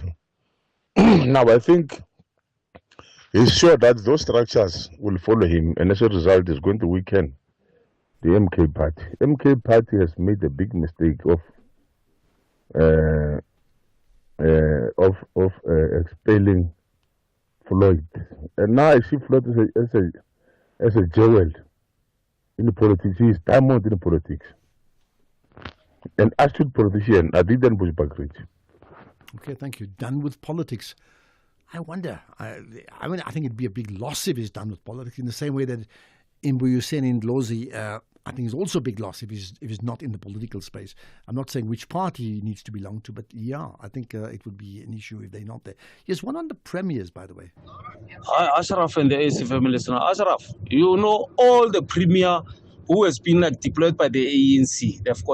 They've done nothing for this, for their local people, except the one in Gauteng. But the one in Gauteng, you find Gauteng already being developed. That's why, he was just settled there, trying to, doing his own things. But all the premiers there, they were just useless, all of them. All the premiers were useless, and here's another MK Floyd one. Good afternoon, Ashraf. The part that kills me most, when he said it was a problem when you stand up, when you go out, when you are not there, it was a problem. I think those members of MK, they feel threatened by Floyd. But as Floyd said, that guy is surrounded by a lot of those guys who are running a political stomach. That's it. They are running a political stomach because he even tried to make them to understand if you withdraw such money, the political party will be deregistered. Just a simple statement. Thanks, Ashraf. Thanks, Ashraf, for a good show. Well, Thank much you. appreciated. Thank you for that, Nati. Much appreciated. I'll tell you what, I mean, that's the point. So here's the point to take out of it, that he can publicly talk down those confidants who are close to Jacob Zuma. I mean, and they're close to him. What does it tell you about where the future is going to lie? I mean, I'm not saying he's wrong. I'm saying, where does it lie? Good afternoon, Ashraf. I think it is too early for Floyd to form his political party. He should just continue to live under Zuma's shadow until he becomes more famous. Imagine he spent more than 10 years living under Malema's shadow, but still he is not famous. Many people don't know him. Thank you very much, Peter Maila Machaba from Letswatla. Okay, there's another WhatsApp from about Floyd. You may want to introduce the WhatsApp. You don't know who it is, neither do I, but go for it. All right. Well, it's definitely been very topical in today's show and in our news today. So let's hear another listener's comments on Floyd and how you believe it's driving the conversation. Okay. Good afternoon, Dr. Ashraf. It's Fred the Tracker here in Eastern Cape. Dr. Ashraf, it seems like Floyd, when he went to Malawi, he got some advice that he must bring all the churches together and start a political party that is based on churches. We already have that. We have the ACDP. The guy doesn't know what he's doing. He must relax. He doesn't want to be led. There we are. Church party. How can that succeed? How well will it succeed? I mean, there's a couple ACDP. There's also the Al Jamaa parties. Both are faith parties. Overall, they don't have big support, do they? Afternoon, Ashraf. What I can say about Floyd today is that Floyd is a snake and he can't be trusted. The very same thing he's doing now on the MK party is exactly what he has done on the EFF. How can you be in an organization with us and also form another association with other people to form something that is needed to be done by us? Well, I agree with you. It's like being a football coach, and while you're the coach, you're recruiting for another team, like a completely different team. That's not going to happen. Here's a comment. Ashraf, Lara is definitely destined for greater things. From Chris M in Pretoria East. There we are. Oh, goodness, man, I can't keep up. Let's we're going to end up here. Here's another one. Lara truly stands out like a seasoned broadcaster. Very well done to her. Hopefully we get to hear more from Mtunzi. Okay, we may have a stand-in presenter. You never know. There we are. Listen, we've got about 45 seconds to go. What's it been like for you? Ashraf, absolutely amazing. Absolutely amazing. What a privilege to be here today. You're not just saying it, eh? No, okay. no. Making notes. What did you find? I mean, you had an expectation versus a reality. Absolutely. Right? Very interesting to see everything happening behind the scenes. Of course, we are live streaming and, people have insight into the studio, and I often watch you guys as well. But to see how fast-paced it is, things come up and you have to comment and adjust, and there I can just take my hat off to you and your entire team on what you do here and what you do at SAFM, and how amazing to be part of it today. Yeah, I mean, look, Phineas does the controls. We have different people at different weeks, but then you've got Fusani who does most of the social media posting and is quick with the podcast, and then you've got the other producers in terms of content, which is you've got Keys and you've got Temba, who's not, you haven't met, right? And I mean, that collective makes up what I'd call a champion team, a winning team as well. So, okay, just your last, not 30, that's too long. You got 10 seconds to give us one final goodbye, but say something profound as you say so. Memorable. Goodness, no pressure. No, I think thank you to the listeners, thank you to SAFM for making this platform available, for driving the conversation, and again, what an honor to be here. And your project, that NPO, sounds like the type of magic projects that I would love to know more about and amplify, just so you know. Well, Lara, your time is up. Not forever, but certainly for now, but you've got bigger things to do. Let me remind you, you can also apply online for Absa Ultimate Banking with 34 benefits while listening to this show.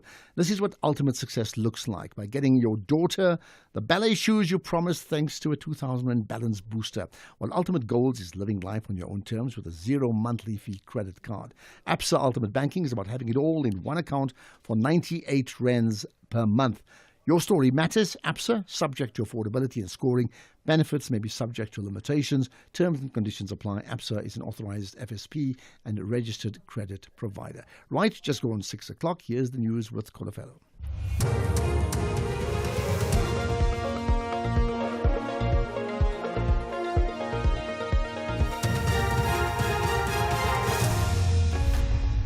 Thank you, Ashraf. Top stories this hour: over 21 billion rand allocated for airport development, and Lungu's family holds return of his body. Good evening.